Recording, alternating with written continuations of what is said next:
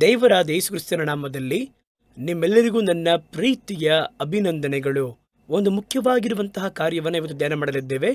ದೇವರು ಕೆಲವೊಮ್ಮೆ ಏನು ಮಾಡ್ತಾರೆ ಅಂತ ಕೇಳುವುದಾದರೆ, ನಡೆಯುವಂತಹ ಒಂದು ಸಂಭವದ ಮುಖಾಂತರವಾಗಿ ಅಥವಾ ತಾನು ಹೇಳಬೇಕಾಗಿರುವ ಅಭಿಪ್ರಾಯವನ್ನು ಒಂದು ಸಾಮ್ಯ ರೂಪವಾಗಿ ಒಂದು ಕಥೆಯಂತೆಯೂ ಅವರು ಹೇಳಿ ಅದರ ಮೂಲಕ ಕೆಲವೊಂದು ಕಾರ್ಯವನ್ನು ನಮಗೆ ಕಲಿಸುತ್ತಾರೆ. ಅವರು ಕಲಿಸುವುದಕ್ಕೆ ಹಲವಾರು ದಾರಿಯನ್ನು ಇಟ್ಕೊಂಡಿದ್ದಾರೆ. ಕೆಲವರಿಗೆ ಅನುಭವದ ಮುಖಾಂತರವಾಗಿ ಕೆಲವೊಂದು ಕಾರ್ಯವನ್ನು ಅವರು ಕಲಿಸುತ್ತಾರೆ. ಕೆಲವರಿಗೆ ಮಾತಾಡಿಯೇ ನೇರವಾಗಿ ಮಾತಾಡಿ ಕೆಲವೊಂದು ಕಾರ್ಯವನ್ನು ಪರ್ವತ ಪ್ರಸಂಗ ಮಾಡಿದ ರೀತಿಯಲ್ಲಿ ಕಲಿಸಿಕೊಡುತ್ತಾರೆ. ಇನ್ನು ಕೆಲವು ಸಂದರ್ಭದಲ್ಲಿ ದೊಡ್ಡ ಕಾರ್ಯಗಳನ್ನು ಸರಳಪಡಿಸಿ ಜನಗಳು ಅರ್ಥ ಮಾಡಿಕೊಳ್ಳುವ ರೀತಿಯಲ್ಲಿ ನಮಗೆ ಪರಿಚಯವಾಗುವಂತೆ ಒಂದು ಕಾರ್ಯದ ಮುಖಾಂತರವಾಗಿ ಪರಲೋಕದ ಕಾರ್ಯಗಳನ್ನು ನಮಗೆ ಕಲಿಸುವುದಕ್ಕೆ ಪ್ರಯತ್ನ ಮಾಡುತ್ತಾರೆ. ಅದಕ್ಕೆ ಹೆಸರು ಸಾಮ್ಯ ಎಂಬುದಾಗಿ ಹೇಳುತ್ತೇವೆ. ಅದೇ ರೀತಿಯಾಗಿ ಅವರ ಜೀವನದಲ್ಲಿ ಅವರು ನಡೆಯುವಂತಹ ಕೆಲವೊಂದು ಸಂಭವಗಳು ಕೂಡ ನಾವು ಕಲಿಯುವುದಕ್ಕೆ ಕೆಲವೊಂದು ಪಾಠಗಳು ಇರುತ್ತವೆ.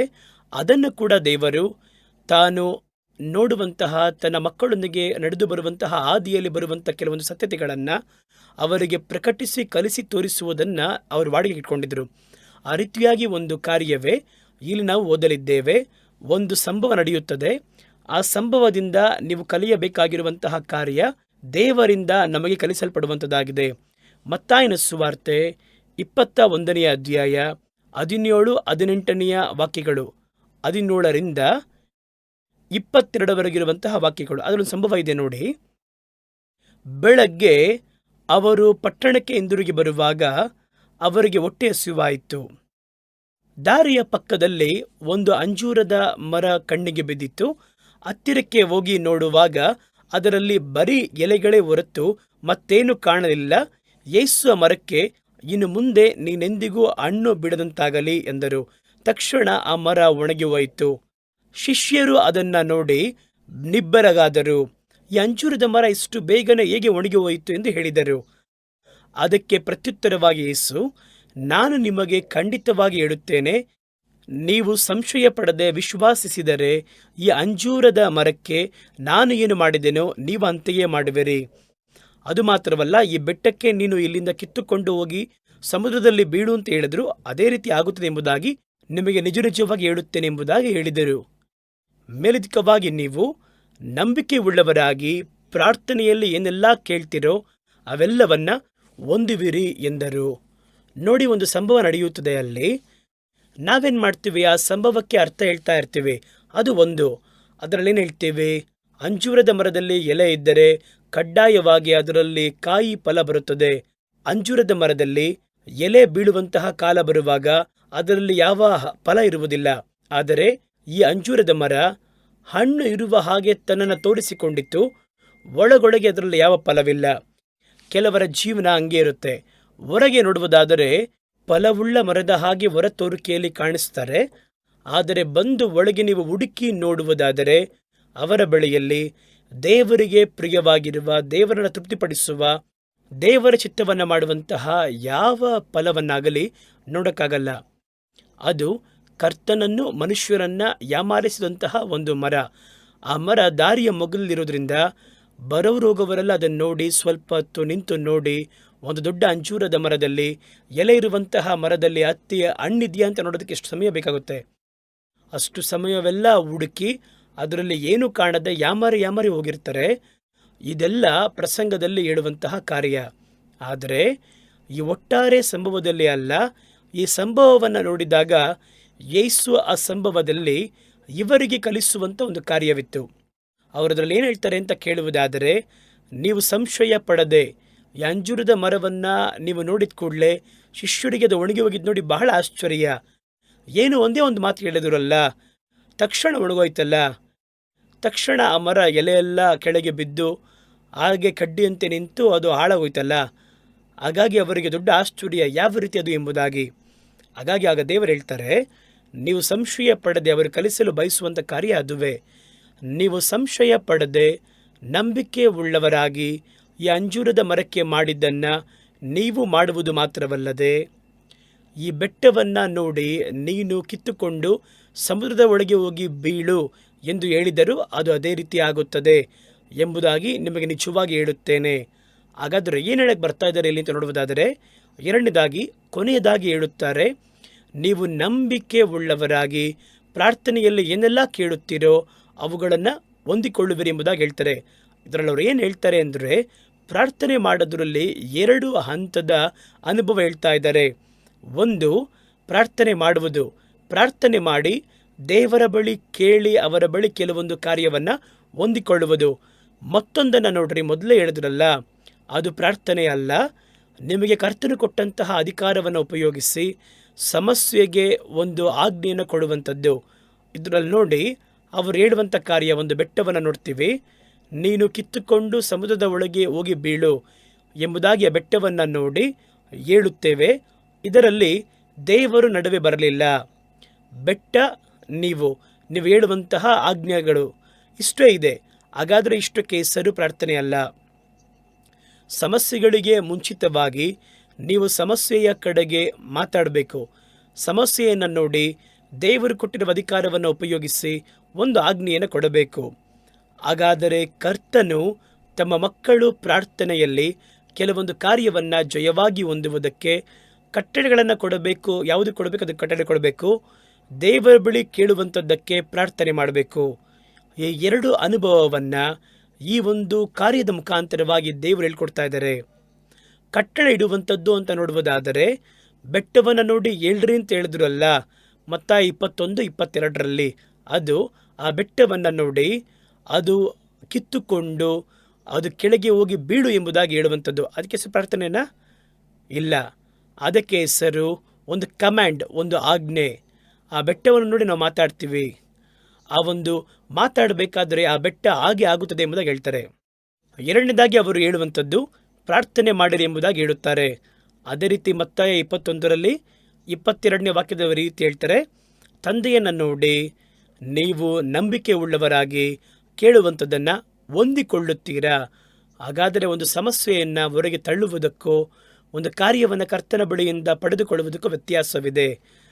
ಹೊಂದಬೇಕಾಗಿರುವಂತಹ ಕಾರ್ಯಗಳಿಗೆ ನಾವು ಆಜ್ಞಾಪಿಸುವಂಥದ್ದು ಅಥವಾ ಕಟ್ಟಳೆ ಇಡಬೇಕಾಗಿರುವ ಕಾರ್ಯಗಳಲ್ಲಿ ಪ್ರಾರ್ಥನೆ ಮಾಡುವಂಥದ್ದು ಆ ಸ್ಥಳದಲ್ಲಿ ಒಳ್ಳೆಯ ಪರಿಣಾಮವನ್ನು ಉಂಟು ಮಾಡುವುದಿಲ್ಲ. ಸಮಸ್ಯೆಗಳನ್ನು ಜಯಿಸುವುದಕ್ಕೆ ನಾವು 2 ಕಾರ್ಯವನ್ನು ಮಾಡಬೇಕು. ಒಂದು, ಆ ಸಮಸ್ಯೆಗಳು, ಆ ಕಾರ್ಯಗಳಿಗೆ ಸಮಸ್ಯೆಗಳನ್ನು ದೇವರು ಜಯವಾಗಿ ಮಾಡಿಕೊಡುವುದಕ್ಕಾಗಿ ದೇವರ ಬಳಿಯಲ್ಲಿ ಪ್ರಾರ್ಥಿಸಬೇಕು. ಅದು ದೇವರ ಬಳಿಯಲ್ಲಿ ನಮ್ಮ ಸಮಸ್ಯೆಯನ್ನು ಹೇಳುವಂಥದ್ದು, ಮಾತಾಡೋದು. ಎರಡನೇದಾಗಿ ನೋಡುವುದಾದರೆ ಆ ಸಮಸ್ಯೆಯನ್ನು ನೋಡಿ ನಾವು ಮಾತಾಡಬೇಕು. ಸಮಸ್ಯೆಯನ್ನು ನೋಡಿ, ಇವಾಗ ನೋಡಿ, ಬೆಟ್ಟ ಎನ್ನುವುದು ಒಂದು ಸಮಸ್ಯೆಯಲ್ಲಿ, ಬೆಟ್ಟದಂತೆ ಒಂದು ದೊಡ್ಡ ಸಮಸ್ಯೆ. ಈ ಒಂದು ಬೆಟ್ಟದ ಮುಂದೆ ನಿಂತು ಅದನ್ನು ನೋಡಿ ಒಂದು ಆಜ್ಞೆಯನ್ನು ಕೊಡಬೇಕು. ದೇವರನ್ನು ನೋಡಿ ಮಾತಾಡಿದ್ರೆ ಅದಕ್ಕೆ ಹೆಸರು ಪ್ರಾರ್ಥನೆ. ಸಮಸ್ಯೆಗಳ ಕಡೆಗೆ ತಿರುಗಿ ದೇವರು ಕೊಟ್ಟಂತಹ ಅಧಿಕಾರವನ್ನು ನಂಬಿಕೆಯಿಂದ ಉಪಯೋಗ ಮಾಡಿ ಮಾತಾಡಿದ್ರೆ ಅದಕ್ಕೆ ಹೆಸರು ಕಮ್ಯಾಂಡ್, ಆಜ್ಞೆ ಎಂಬುದಾಗಿ ಹೆಸರು. ಇದರಲ್ಲಿ ಹಲವು ಸಮಯಗಳಲ್ಲಿ ನಾವೇನು ಮಾಡ್ತೀವಿ ಅಂದರೆ, ಪ್ರಾರ್ಥನೆ ಮಾಡಬೇಕಾಗಿರುವ ಸಮಯದಲ್ಲಿ ಕಟ್ಟಳೆಯನ್ನು ಕೊಡ್ತಾ ಇರ್ತೀವಿ ಅಥವಾ ಮಾತಾಡ್ತಾ ಇರ್ತೀವಿ. ಕಟ್ಟಳೆ ಕೊಡಬೇಕಾಗಿರುವಂತಹ ಸ್ಥಳದಲ್ಲಿ ಪ್ರಾರ್ಥನೆ ಮಾಡ್ತಾ ಇರ್ತೀವಿ. ಇದರಿಂದಲೇ ಒಂದು ಸಮಸ್ಯೆಯಲ್ಲಿ ಪರಿಪೂರ್ಣವಾದ ನಂಬಿಕೆಯನ್ನು ಹೊಂದಕ್ಕೆ ಸಾಧ್ಯ ಆಗ್ತಿಲ್ಲ. ಪ್ರಾರ್ಥನೆ ಮಾಡುವ ಸ್ಥಳದಲ್ಲಿ ಪ್ರಾರ್ಥನೆ ಮಾಡಬೇಕು, ಕಟ್ಟಳೆ ಕೊಡಬೇಕಾಗಿರುವ ಸ್ಥಳದಲ್ಲಿ ಕಟ್ಟಳೆಯನ್ನು ಕೊಡಬೇಕು. ಇದನ್ನು ಚೆನ್ನಾಗಿ ಸ್ಪಷ್ಟವಾಗಿ ಅರ್ಥವಾಗುವುದು ಒಂದು ಕಾರ್ಯ ಹೇಳ್ತೀನಿ ನೋಡಿ. ಒಂದು ದೆವ್ವ ಹಿಡಿದಂತಹ ಮನುಷ್ಯನಿದ್ದಾನೆ. ಆಗ ನಮ್ಮ ಬಳಿ ಕರ್ಕೊಂಬರ್ತಾರೆ, ದೆವ್ವವನ್ನು ಓಡಿಸ್ರಿ ಅಂತೇಳಿ. ಈ ದೆವ್ವ ಅವನನ್ನು ಬಹಳ ಕಷ್ಟಪಡಿಸ್ತಾ ಇದೆ. ಆ ರೀತಿಯಾಗಿ ಹೇಳ್ತಾರೆ, ಇವಾಗ ನಾವು ಪ್ರಾರ್ಥನೆ ಮಾಡಬೇಕಾ, ದೆವ್ವವನ್ನು ಗದರಿಸಬೇಕಾ? ಒಂದು ಸಮಸ್ಯೆ ಮುಂದೆ ನಿಂತಿದ್ದೇವೆ, ಇವಾಗ ನಾವು ಅದರ ಮುಂದೆ ಪ್ರಾರ್ಥನೆ ಮಾಡಬಾರದು. ಪರಲೋಕದ ತಂದೆಯೇ, ಈ ದೆವ್ವವನ್ನು ದೃಷ್ಟಿಸಿ ನೋಡಿರಿ, ಈ ದೆವ್ವವನ್ನು ಓಡಿಸಿರಿ ಎಂಬುದಾಗಿ ನಾವು ಕೇಳಬಾರ್ದು. ಸತ್ಯವೇದಲ್ಲಿ ನೀವು ಓದಿ ನೋಡೋದಾದರೆ, ಈ ರೀತಿಯಾಗಿರುವ ಶತ್ರುಗಳನ್ನು ಓಡಿಸಿದವರು ಪ್ರಾರ್ಥನೆ ಮಾಡಲಿಲ್ಲ, ಆಜ್ಞಾಪಿಸಲಿಲ್ಲ. ತಮ್ಮ ಅಧಿಕಾರವನ್ನು ಸಮಸ್ಯೆಗಳ ಮೇಲೆ, ದೆವ್ವಗಳ ಮೇಲೆ ಪ್ರಯೋಗ ಮಾಡಿದರು. ದೆವ್ವವು ಆರ್ಭಟಿಸಿ ಒಬ್ಬ ವ್ಯಕ್ತಿಯ ಒಳಗಿಂದ ತಲೆ ಕೂದಲೆಲ್ಲ ಬಿಟ್ಕೊಂಡು ಅದು ಕಿಚ್ಚಾಡ್ತಿರ್ಬೇಕಾದ್ರೆ ಅದರ ಮುಂದೆ ನೀವು ಪ್ರಾರ್ಥನೆ ಮಾಡ್ತಾ ಮೊಣಕಾಲೂರಿ ತಂದೆಯೇ ಅಂತ ಹೇಳಿದ್ರೆ ನಿಮ್ಮ ಕುರಿತಾಗಿ ಸೈತನ ನಿಧಾನಿಸ್ತಾನೆ. ಇವನು ಕೈಯಲ್ಲಿ ಅಧಿಕಾರವಿದ್ದರೂ ಆ ಅಧಿಕಾರವನ್ನು ಇವನಿಗೆ ಉಪಯೋಗ ಮಾಡೋಕ್ಕೆ ಬರೋಲ್ಲ. ಇವನು ಸಹಾಯಕ್ಕಾಗಿ ಪ್ರಾರ್ಥನೆಯನ್ನೇ ಹುಡುಕುತ್ತಾನೆ ವಿನಃ ತನ್ನ ಕೈಯಲ್ಲಿಯೇ ಆಯುಧ ಇರುವಂಥದ್ದಾಗಿದೆ. ಆ ಅಧಿಕಾರ ತನ್ನ ಬಳಿಯೇ ಇದೆಯಲ್ಲ, ಅದನ್ನು ಉಪಯೋಗಿಸಿ ನನ್ನ ಓಡಿಸೋಕೆ ಗೊತ್ತಿಲ್ಲ. ಇವನು ಎಷ್ಟು ಸಮಯ ಪ್ರಾರ್ಥನೆ ಮಾಡಿದ್ರು ಕೂಡ ಈ ಶಿರಣವನ್ನು ಬಿಟ್ಟು ನಾವು ಹೊರಗೆ ಹೋಗಬೇಕಾಗಿರುವ ಅಗತ್ಯ ಇಲ್ಲ ಎಂಬುದಾಗಿ ಅರ್ಥ ಮಾಡ್ಕೋತಾನೆ. ಹಾಗಾದರೆ ಸೈತಾನನ ಮುಂದೆ ನಿಲ್ಲುವುದಾದರೆ ನಾವು ಪ್ರಾರ್ಥನೆ ಮಾಡಬಾರ್ದು, ಆಜ್ಞೆಯನ್ನು ಕೊಡಬೇಕು. ದೇವರು ನಮಗೆ ಕೊಟ್ಟಿರುವಂಥ ಅಧಿಕಾರವನ್ನಿಟ್ಟು ಆಜ್ಞಾಪಿಸಬೇಕು. ಕರ್ತನ ಮುಂದೆ ನಿಲ್ಲುವಾಗಲೇ ಪ್ರಾರ್ಥಿಸಬೇಕು. ಅಲ್ಲಿ ಆಜ್ಞೆಯನ್ನು ಕೊಡಬಾರ್ದು, ಅಲ್ಲಿ ದೇವರ ಬಳಿಯಲ್ಲಿ ಪ್ರಾರ್ಥನೆ ಮಾಡಬೇಕು. ಹಾಗಾದರೆ ಇದನ್ನು ನಾವು ಅರ್ಥ ಮಾಡಿಕೊಂಡರೆ ಎಲ್ಲಿ ಆಜ್ಞಾಪಿಸಬೇಕು, ಎಲ್ಲಿ ಪ್ರಾರ್ಥನೆ ಮಾಡಬೇಕು, ಅದನ್ನು ಸರಿಯಾಗಿ ಅಪ್ಲೈ ಮಾಡಿದ್ರೆ ನಮ್ಮ ಜೀವನದಲ್ಲಿ ಹಲವು ಜಯಗಳನ್ನು ಹೊಂದಲು ಸಾಧ್ಯ. ಯೇಸು ಪ್ರಾರ್ಥನೆ ಮಾಡಬೇಕಾಗಿರುವ ಸಮಯದಲ್ಲಿಯೇ ಪ್ರಾರ್ಥನೆ ಮಾಡಿದರು.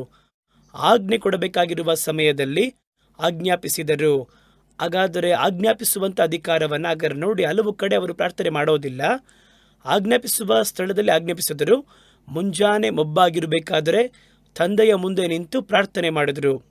ಸಮಸ್ಯೆ ಮುಂದೆ ನಿಲ್ಲಬೇಕಾದರೆ ಆಜ್ಞಾಪಿಸಿದರು. ಗಾಳಿಯು, ಸಮುದ್ರವು, ಅಲೆಗಳು ಉಕ್ಕಿ ಬರುತ್ತಿವೆ. ಹಡಗಿನ ಹಿಂದೆ ಯೇಸು ನಿದ್ದೆ ಮಾಡ್ತಾ ಇದ್ದಾರೆ. ಶಿಷ್ಯರು ಹೋಗಿ ಎಬ್ಬಿಸ್ತಾರೆ. ಅಯ್ಯನವರೇ, ನಾವು ಸಾಯ್ತಾ ಇದ್ದೀವಿ, ನಿಮಗೆ ಚಿಂತೆ ಇಲ್ವಾ ಅಂತ ಕೇಳ್ತಾರೆ. ತಕ್ಷಣ ಅವರು ಎದ್ದು, ಬನ್ನಿ ನಾವೆಲ್ಲ ಸೇರಿ ಪ್ರಾರ್ಥನೆ ಮಾಡೋಣ, ಮೊಣಕಾಲೂರಿ ಈ ಗಾಳಿಯನ್ನು, ನೀರನ್ನು ದೇವರು ಅಡಗಿಸಿರಿ ಎಂಬುದಾಗಿ ಅವರು ಪ್ರಾರ್ಥನೆ ಮಾಡಲಿಲ್ಲ. ಅಥವಾ ಅವರು ಪ್ರಾರ್ಥನೆ ಮಾಡಿದ್ರು ಅಂತ ಕೇಳಿದ್ರೆ ಅವರು ಕೂಡ ಪ್ರಾರ್ಥನೆ ಮಾಡಲಿಲ್ಲ. ಅವರು ಎದ್ದು ತಂದೆಯಿಂದ ತಮಗೆ ಅನುಗ್ರಹಿಸಲ್ಪಟ್ಟಂತಹ ಅಧಿಕಾರವನ್ನು ಉಪಯೋಗಿಸಿ ಗಾಳಿಯನ್ನು, ಸಮುದ್ರವನ್ನು ನೋಡಿದ ಸಮಸ್ಯೆಯನ್ನು ನೋಡಿ ಮೊರೆಯಬೇಡ, ಮೌನವಾಗಿರು ಅಂತ ಹೇಳಿದ್ರು. ತಕ್ಷಣ ಅವುಗಳು ಕಟ್ಟುಪಟ್ಟು ಶಾಂತಿಯಾದವು. ಹಾಗಾದರೂ ಯೇಸು ಸ್ಥಳದಲ್ಲಿ ನೋಡಿ ಪ್ರಾರ್ಥನೆ ಮಾಡಲಿಲ್ಲ. ತಮ್ಮ ಶಿಷ್ಯರೆಲ್ಲ ಹಿಂದೆ ನೀವು ಪ್ರಾರ್ಥನೆ ಮಾಡಿರಿ, ನಾನು ಮುಂದೆ ನಿಂತು ಪ್ರಾರ್ಥನೆ ಮಾಡ್ತೀನಿ ಅಂತ ಹೇಳಲಿಲ್ಲ. ಬನ್ನಿ ನಾವೆಲ್ಲ ಸೇರಿ ಕೈ ಜೋಡಿಸಿ ಈ ಸಮಸ್ಯೆಯಲ್ಲಿ ನಿಂತು ಪ್ರಾರ್ಥನೆ ಮಾಡೋಣ ಅಂತ ಹೇಳಲಿಲ್ಲ. ಆಜ್ಞಾಪಿಸಿದರು. ಆ ವಾಕ್ಯವನ್ನು ಆಜ್ಞಾಪಿಸಿದ ಕೂಡಲೇ ಅದು ಹಾಗೇ ನಡೆಯಿತು. ಹಾಗಾದರೆ ಯಾವ ಸ್ಥಳದಲ್ಲಿ ಪ್ರಾರ್ಥನೆ ಮಾಡಬೇಕು, ಯಾವ ಸ್ಥಳದಲ್ಲಿ ಆಜ್ಞಾಪಿಸಬೇಕು ಎನ್ನುವಂಥದ್ದನ್ನು ಒಬ್ಬ ಕ್ರೈಸ್ತನು ಸ್ಪಷ್ಟವಾಗಿ ಅರ್ಥ ಮಾಡಿಕೊಂಡರೆ ಅವನ ಆತ್ಮಿಕ ಜೀವನದಲ್ಲಿ ಜಯದ ಮೇಲೆ ಜಯವನ್ನು ಅವನಿಂದ ನೋಡುವುದಕ್ಕೆ ಸಾಧ್ಯ. ಯೇಸು ತನ್ನ ಜೀವನದಲ್ಲಿ ಅದನ್ನೇ ಮಾಡಿದರು. ಅವರು ಹೇಳ್ತಾರೆ ನೋಡಿ, ಆ ಒಂದು ಅಧಿಕಾರ ಯೇಸುವಿಗೆ ಮಾತ್ರ ಕೊಡಲ್ಪಡಲಿಲ್ಲ. ಒಂದು ಸಮಸ್ಯೆಯನ್ನು ನೋಡಿ ಅದಕ್ಕೆ ಆಜ್ಞಾಪಿಸುವಂತಹ ಅಧಿಕಾರ ಯೇಸುವಿನ ಬಳಿ ಮಾತ್ರ ಕೊಡಲ್ಪಡಲಿಲ್ಲ. ಹಾಗಾದರೆ ಯೇಸುವಿಗೆ ಮಾತ್ರ ತಂದೆ ಕೊಟ್ಟಿದ್ದರೆ ಅದರಿಂದ ಅವರು ಆಜ್ಞಾಪಿಸಬಹುದು ಎಂಬುದಾಗಿ ನಾವು ಭಾವಿಸಬಹುದು. ಅವರ ಬಳಿ ಮಾತ್ರ ಅಧಿಕಾರ ಇದೆ ಎಂಬುದಾಗಿ ಹೇಳೋದಾದರೆ ನೀವು ಅವರ ಬಳಿ ಪ್ರಾರ್ಥನೆ ಮಾಡಬೇಕಾಗಿರುವುದು ನ್ಯಾಯವೇ. ಯೇಸು ಏನು ಹೇಳ್ತಾರೆ ಅಂದರೆ, ಆ ಅಧಿಕಾರವನ್ನು, ತಂದೆ ನನಗೆ ಕೊಟ್ಟಂತಹ ಅಧಿಕಾರವನ್ನು ನಾನು ನಿಮಗೆ ಕೊಟ್ಟಿದ್ದೇನೆ, ನಿನ್ನ ಕೈಯಲ್ಲೂ ಅಧಿಕಾರವನ್ನು ಕೊಟ್ಟಿದ್ದೇನಪ್ಪ. ಆಗ ಆ ಸ್ಥಳದಲ್ಲಿ ನೀನು ಅಧಿಕಾರವನ್ನು ಉಪಯೋಗಿಸಬೇಕು. ಆ ಸ್ಥಳದಲ್ಲಿ ಕುಳಿತು ನೀವು ಪ್ರಾರ್ಥನೆ ಮಾಡಬೇಕು ಅಂತ ಅವಶ್ಯಕತೆ ಇಲ್ಲ. ಅವು ಈ ಸಮಸ್ಯೆಗಳನ್ನು ನೋಡಿ ಆಜ್ಞಾಪಿಸಬೇಕು. ನೋಡಿ, ಸತ್ಯವೇದದಲ್ಲಿ ಮತ್ತಾಯ 21ನೇ ಅಧ್ಯಾಯ 21ರಲ್ಲಿ ಹೇಳ್ತಾರೆ, ಆ ಅಧಿಕಾರವನ್ನು ನಿಮಗೋಸ್ಕರವಾಗಿ ನಾನು ಕೊಟ್ಟಿದ್ದೇನೆ. ಯೇಸು ಅವರನ್ನು ನೋಡಿ ನೀವು ಸಂಶಯ ಪಡದೆ ನಂಬಿಕೆ ಉಳ್ಳವರಾಗಿ ಇದ್ದರೆ ಈ ಅಂಜೂರದ ಮರಕ್ಕೆ ನಾನು ಮಾಡಿದ್ದನ್ನು ನೀವು ಕೂಡ ಮಾಡ್ತೀರಾ. ಅದೇ ತಾನೇ ಅಧಿಕಾರ. ನಿಮ್ಮಿಂದ ಕೂಡ ಮಾಡೋಕ್ಕೆ ಸಾಧ್ಯ. ನಾನು ಮಾಡಿದಂತೆ ನಿಮ್ಮಿಂದ ಮಾಡೋಕ್ಕಾಗುತ್ತೆ. ಹಾಗಾದರೆ ಯಾವುದಕ್ಕೆ ಪ್ರಾರ್ಥಿಸಬೇಕು, ಯಾವುದಕ್ಕೆ ಆಜ್ಞಾಪಿಸಬೇಕು ಎನ್ನುವುದನ್ನು ನಾವು ಸ್ಪಷ್ಟೀಕರಿಸಿಕೊಳ್ಳಬೇಕು. ನಾವು ಪ್ರಾರ್ಥನೆ ಬಗ್ಗೆ ಬಹಳ ಸಂದೇಶವನ್ನು ಕೇಳ್ಪಟ್ಟಿದ್ದೇವೆ. ಆದ್ದರಿಂದ ಇವತ್ತು ನಾವು ನೋಡುವಂಥದ್ದು ಆತ್ಮಿಕ ಜೀವನದಲ್ಲಿ, ಒಂದು ಜಯವುಳ್ಳ ಜೀವನದಲ್ಲಿ ಪ್ರಾರ್ಥನೆ ಮಾಡುವುದಕ್ಕೆ ಸಂಬಂಧಪಟ್ಟ ಬಹಳ ಸಂದೇಶಗಳನ್ನು ಕೇಳ್ಪಟ್ಟಿದ್ದರಿಂದ ಇವತ್ತು ಅದರ 2ನೇ ಭಾಗವಾಗಿರುವಂತಹ ಆಜ್ಞಾಪಿಸುವುದರ ಬಗ್ಗೆ ನೋಡಲಿದ್ದೇವೆ. ಮೊದಲ ಕಾರ್ಯವನ್ನು ನೋಡಿ, ನಾವು ಒಂದು ಸಮಸ್ಯೆಯಲ್ಲಿ ಜಯಿಸುವ ಹಾಗೆ 2 ಕಾರ್ಯವನ್ನು ಮಾಡಬೇಕೆಂಬುದಾಗಿ ಮುಂಚಿತವಾಗಿ ನಿಮಗೆ ನಾನು ಹೇಳಿದೆ. ಒಂದು, ಪ್ರಾರ್ಥನೆ ಮಾಡುವುದು, ಕರ್ತನ ಬಳಿಯಲ್ಲಿ ಬೇಡಿಕೊಳ್ಳುವಂಥದ್ದು. 2ನೇದಾಗಿ, ಸಮಸ್ಯೆಗಳ ಮುಂದೆ ನಿಲ್ಲಬೇಕಾದರೆ ಆ ಸಮಸ್ಯೆಗಳನ್ನು ನೋಡಿ ಮಾತಾಡಿ ಅದಕ್ಕೆ ಒಂದು ಆಜ್ಞೆಯನ್ನು ಕೊಡುವಂಥದ್ದು. ಇವೆರಡನ್ನೂ ಹೇಳಬೇಕು. ಸಮಸ್ಯೆಗಳನ್ನು ನೋಡಿ ಮಾತಾಡೋದ್ರಲ್ಲೂ 2 ಕಾರ್ಯವಿದೆ. ಇವಾಗ ನಾವು ಪ್ರಾರ್ಥನೆ ಮಾಡಲಿಲ್ಲ, ಇವಾಗ ಹೇಳುವುದೆಲ್ಲ ಪ್ರಾರ್ಥನೆಯಲ್ಲ. ಸಮಸ್ಯೆಯನ್ನು ನೋಡಿ ಆ ಒಂದು ಸಮಸ್ಯೆಗೆ ತಮ್ಮ ಅಧಿಕಾರವನ್ನು ಉಪಯೋಗಿಸಿಕೊಂಡು ಅವರು ಕಟ್ಟಳೆ ಕೊಡಲಿದ್ದಾರೆ. ಅದರಲ್ಲಿ 2 ಟೈಪ್ ಇದೆ. ಒಂದು, ಸಮಸ್ಯೆಗೆ ಕಟ್ಟಳೆ ಕೊಡುವಂಥದ್ದು. ಆ ಸಮಸ್ಯೆ ಗಾಳಿ ಹಾಗೂ ಸುಂಟರು ಗಾಳಿ, ಸಮುದ್ರಕ್ಕೆ ಮೊರೆಯಬೇಡ, ಮೌನವಾಗಿರು, ನೇರವಾಗಿ ಸಮಸ್ಯೆಗೆ ಆಜ್ಞಾಪಿಸುವಂಥದ್ದು. ಮತ್ತೊಂದು, ಆ ಸಮಸ್ಯೆ ಯಾರನ್ನ ಬಾಧಿಸುವುದೆಯೋ ಅವರಿಗೆ ಆಜ್ಞಾಪಿಸುವಂಥದ್ದು. ಇವಾಗ ಸಮಸ್ಯೆಗೆ ಅವರು ಕಟ್ಟಳೆ ಕೊಡ್ತಿಲ್ಲ, ಅವರೇ ಕಟ್ಟಳೆ ಕೊಡುವಂಥದ್ದು. ನಿಮಗೆ ಅರ್ಥ ಆಗುವಂತೆ ಹೇಳ್ತೀನಿ, ಗಮನಿಸಿ.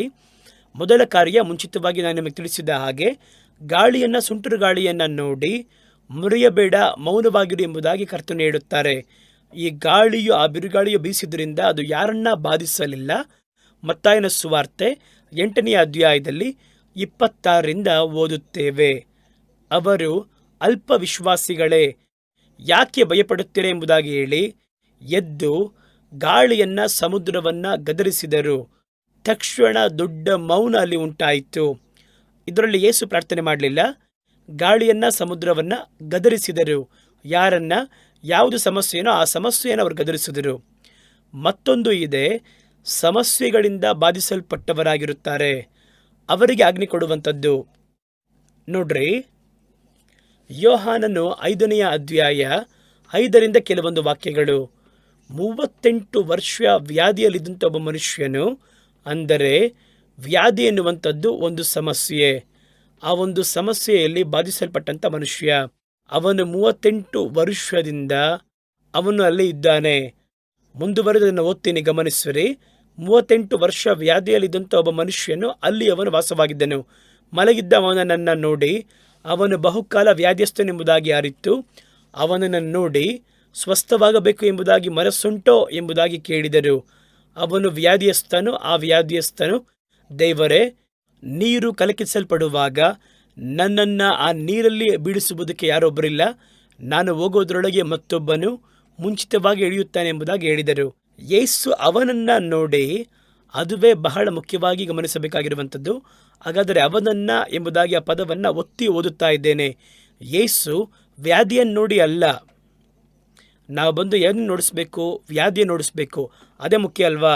ಆದರೆ ಯೇಸು ವ್ಯಾಧಿಯನ್ನು ನೋಡಿ ಮಾತಾಡಲಿಲ್ಲ, ಬಾಧಿಸಲ್ಪಟ್ಟ ಅವನನ್ನು ನೋಡಿ ಮಾತಾಡುತ್ತಾರೆ. ಅವನನ್ನು ನೋಡಿ ಅವನಿಗೆ ಒಂದು ಆಜ್ಞೆಯನ್ನು ಕೊಡುತ್ತಾರೆ. ಎದ್ದೇಳು, ನಿನ್ನ ಹಾಸಿಗೆಯನ್ನು ಎತ್ತುಕೊಂಡು ನಡೆ ಎಂಬುದಾಗಿ ಹೇಳಿದರು. ಈ ಆಜ್ಞೆ ಯಾರಿಗೆ ಕೊಡಲ್ಪಟ್ಟಿದ್ದು?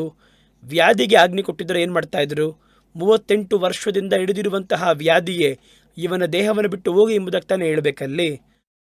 ಅವರು ವ್ಯಾಧಿಗೆ ನಿಯಂತ್ರಣವಾಗಿರಲಿಲ್ಲ, ವ್ಯಾಧಿಯಸ್ಥನಿಗೆ ಅವರು ಕಟ್ಟಳೆ ಕೊಟ್ಟವರಾಗಿದ್ದರು. ಏನು ಹೇಳಿದರು? ನೀನು ಎದ್ದು ನಿನ್ನ ಹಾಸಿಗೆಯನ್ನು ಎತ್ತುಕೊಂಡು ನಡೆ. ಅವನು ಹೇಳಲಾಗದೆ ಅಲ್ಲಿ ಬಿದ್ದಿದ್ದಾನೆ. 38 ವರ್ಷದಿಂದ ಸರಿಕುರಿಸಿರುವಂತಹ ವ್ಯಕ್ತಿ ಅಲ್ಲೇ ಕೂತಿದ್ದಾನೆ. ಅವನನ್ನು ನೋಡಿ, ಎದ್ದೇಳು, ನನ್ನ ಕೈ ಎದ್ದೇಳಕ್ಕೆ ಸಾಧ್ಯ ಆದರೆ ಆ ತೊಟ್ಟಿಯಲ್ಲಿ ನಾನೇ ಮೊದಲು ಇಳಿತಾ ಇದ್ನಲ್ಲ, ಹಾಸಿಗೆನ ತಗೋ. ಆ ರೀತಿ ನನ್ನ ಕೈ ಮಾಡೋಕ್ಕಾದರೆ, ನನ್ನ ಕೆಲಸವನ್ನು ನಾನೇ ಮಾಡ್ಕೊಳಕ್ಕಿದ್ರೆ ನಾನು ಯಾಕೆ ನನ್ನತನಾಗಿ ಇಲ್ಲಿ ಬಂದು ಬಿದ್ದಿರಬೇಕು? ಆದರೆ ದೇವರು ಕೊಟ್ಟಂತಹ ಕಟ್ಟಳೆ, ಮೊದಲು ಇವನನ್ನು ಬಲಪಡಿಸಿ. ಅವನು ಬಲಪಟ್ಟ ಕೂಡಲೇ ಆ ವ್ಯಾಧಿ ಅವನನ್ನು ಬಿಟ್ಟು ಹೊಟ್ಟೋಯ್ತು. ಹಾಗಾದರೆ ದೇವರು ಏನು ನೋಡಿ ಮಾತಾಡ್ತಾರೆ ಅಂತ ನೋಡಿ, ಮೊದಲು ಮಾತಾಡಿದ್ದು ಗಾಳಿ, ಸಮುದ್ರವಾಗಿರುವ ಸಮಸ್ಯೆ ನೋಡಿ ಮಾತಾಡಿದ್ರು. ಈ ಸಂಭವದಲ್ಲಿ ಅವರ ವ್ಯಾಧಿನೇ ಅಲ್ಲಿ ಒಂದು ಸಮಸ್ಯೆಯಾಗಿದೆ. ವ್ಯಾಧಿಯನ್ನು ನೋಡಿ ಮಾತಾಡದೆ ವ್ಯಾಧ್ಯಸ್ಥನನ್ನು ನೋಡಿ ಅವರು ಮಾತಾಡಿದರು. ಇವೆಲ್ಲ ಕ್ರೈಸ್ತ ವಿಶ್ವಾಸಿಗಳು ಅಥವಾ ಸೇವಕರು ಕಲಿಯಬೇಕಾಗಿರುವಂತಹ ಕಾರ್ಯ. ನಾವು ಪ್ರಾರ್ಥನೆ ಮಾಡ್ತೇವೆ, ಯಾಕಲ್ಲಿ ನಡೆಯಲಿಲ್ಲ ಅಂತ ಕೇಳಿದ್ರೆ, ಆ ರೀತಿ ಕೇಳಿದರೆ ಯಾವುದನ್ನು ಎಲ್ಲಿ ಯಾವ ರೀತಿ ಅಪ್ಲೈ ಮಾಡಬೇಕು ಅಂತ ಎನ್ನುವುದನ್ನು ಮೊದಲು ಅರ್ಥ ಮಾಡ್ಕೋಬೇಕು. ಒಂದು ವೇಳೆ ನಮಗೆ ಯಾವ ಸ್ಥಳದಲ್ಲಿ ಏನು ಅಪ್ಲೈ ಮಾಡಬೇಕು ಅಂತ ಗೊತ್ತಿಲ್ಲ ಅಂತ ಹೇಳಿದ್ರೆ, ಕರ್ತನ ಬಳಿಯಲ್ಲಿ ಪ್ರಾರ್ಥನೆಯನ್ನು ಮಾಡಿ ಪಕ್ಕದಲ್ಲೇ ಹೋಗಿ ಸ್ವಲ್ಪ ಹೊತ್ತು ಈ ಸಮಸ್ಯೆಗೆ ನಾನೇನು ಮಾಡಬೇಕು, ಯಾರನ್ನು ನೋಡಿ ಆಜ್ಞಾಪಿಸಬೇಕು ಎಂಬುದನ್ನು ನಾವು ಸ್ಪಷ್ಟವಾಗಿ ಅರ್ಥ ಮಾಡಿಕೊಂಡು ಅದನ್ನು ನಾವು ನಡವಳಿಕೆಗೆ ತರಬೇಕು. ಹಾಗಾದರೆ ಸಮಸ್ಯೆ ನೋಡಿ ಮಾತಾಡುವುದು ಎಂಬುದಾಗಿ ಒಂದಿದೆ, ಸಮಸ್ಯೆಗಳಿಂದ ಬಾಧಿಸಲ್ಪಟ್ಟವರನ್ನು ನೋಡಿ ಮಾತಾಡುವುದು ಎಂಬುದಾಗಿ ಇದೆ. ಇದನ್ನೇ ನಾನು ಬಂದು ನಿಮಗೆ ಸ್ಪಷ್ಟೀಕರಿಸಿ ಹೇಳಲು ಇಷ್ಟಪಡುತ್ತೇನೆ. ಅದರಲ್ಲಿ ಮೊದಲನೇ ಕಾರ್ಯವನ್ನು ನೋಡಿ, ಗಾಳಿಯನ್ನು, ಸಮುದ್ರವನ್ನು ನೋಡಿ ಮುರಿಯಬೇಡ, ಶಾಂತವಾಗಿರು. ಆ ಸ್ಥಳದಲ್ಲಿ ಸಮಸ್ಯೆ ಆ ಗಾಳಿ ಹಾಗೂ ಸಮುದ್ರ. ಅದರಲ್ಲಿ ಬಾಧೆಗೆ ಒಳಗಾದ ಮನುಷ್ಯರು ನೋಡಿ ದೇವರು ಮಾತಾಡ್ತಾರೆ. ಯಾರು ಬಾಧೆಗೆ ಒಳಗಾದರು? ಅವರ ಶಿಷ್ಯರು ಬಾಧೆಗೆ ಒಳಪಟ್ಟವರಾಗಿದ್ದರು. ಗಾಳಿ ಆಗಲೇ ಬೀಸ್ತಾ ಇದೆ. ಶಿಷ್ಯರನ್ನು ನೋಡಿ ದೇವರು, ನೀವು ಸಮುದ್ರಕ್ಕೆ ಧುಮುಕ್ರಿ ಅಂತ ಹೇಳಲಿಲ್ಲ. ನೋಡಿದರೆ ಬಾಧಿಸಲ್ಪಟ್ಟವನು ನೋಡಿ ಅವರು ಮಾತಾಡಲಿಲ್ಲ, ಬಾಧಿಸುವುದರ ಕುರಿತಾಗಿ ಮಾತಾಡಿದರು. ಅದಕ್ಕೆ ಆಜ್ಞೆಯನ್ನು ಕೊಟ್ಟರು, ಮೊರೆಯಬೇಡ, ಮೌನವಾಗಿರು. ಈ ಸಂಭವದಲ್ಲಿ ದೇವರು ಬಾಧಿಸಿದಂತಹ ಕಾರ್ಯವನ್ನು ನೋಡಿ ಮಾತಾಡ್ತಾ ಇಲ್ಲ, ಬಾಧಿಸಲ್ಪಟ್ಟಂತಹ ಮನುಷ್ಯನನ್ನು ನೋಡಿ ಅವರು ಮಾತಾಡಿದರು.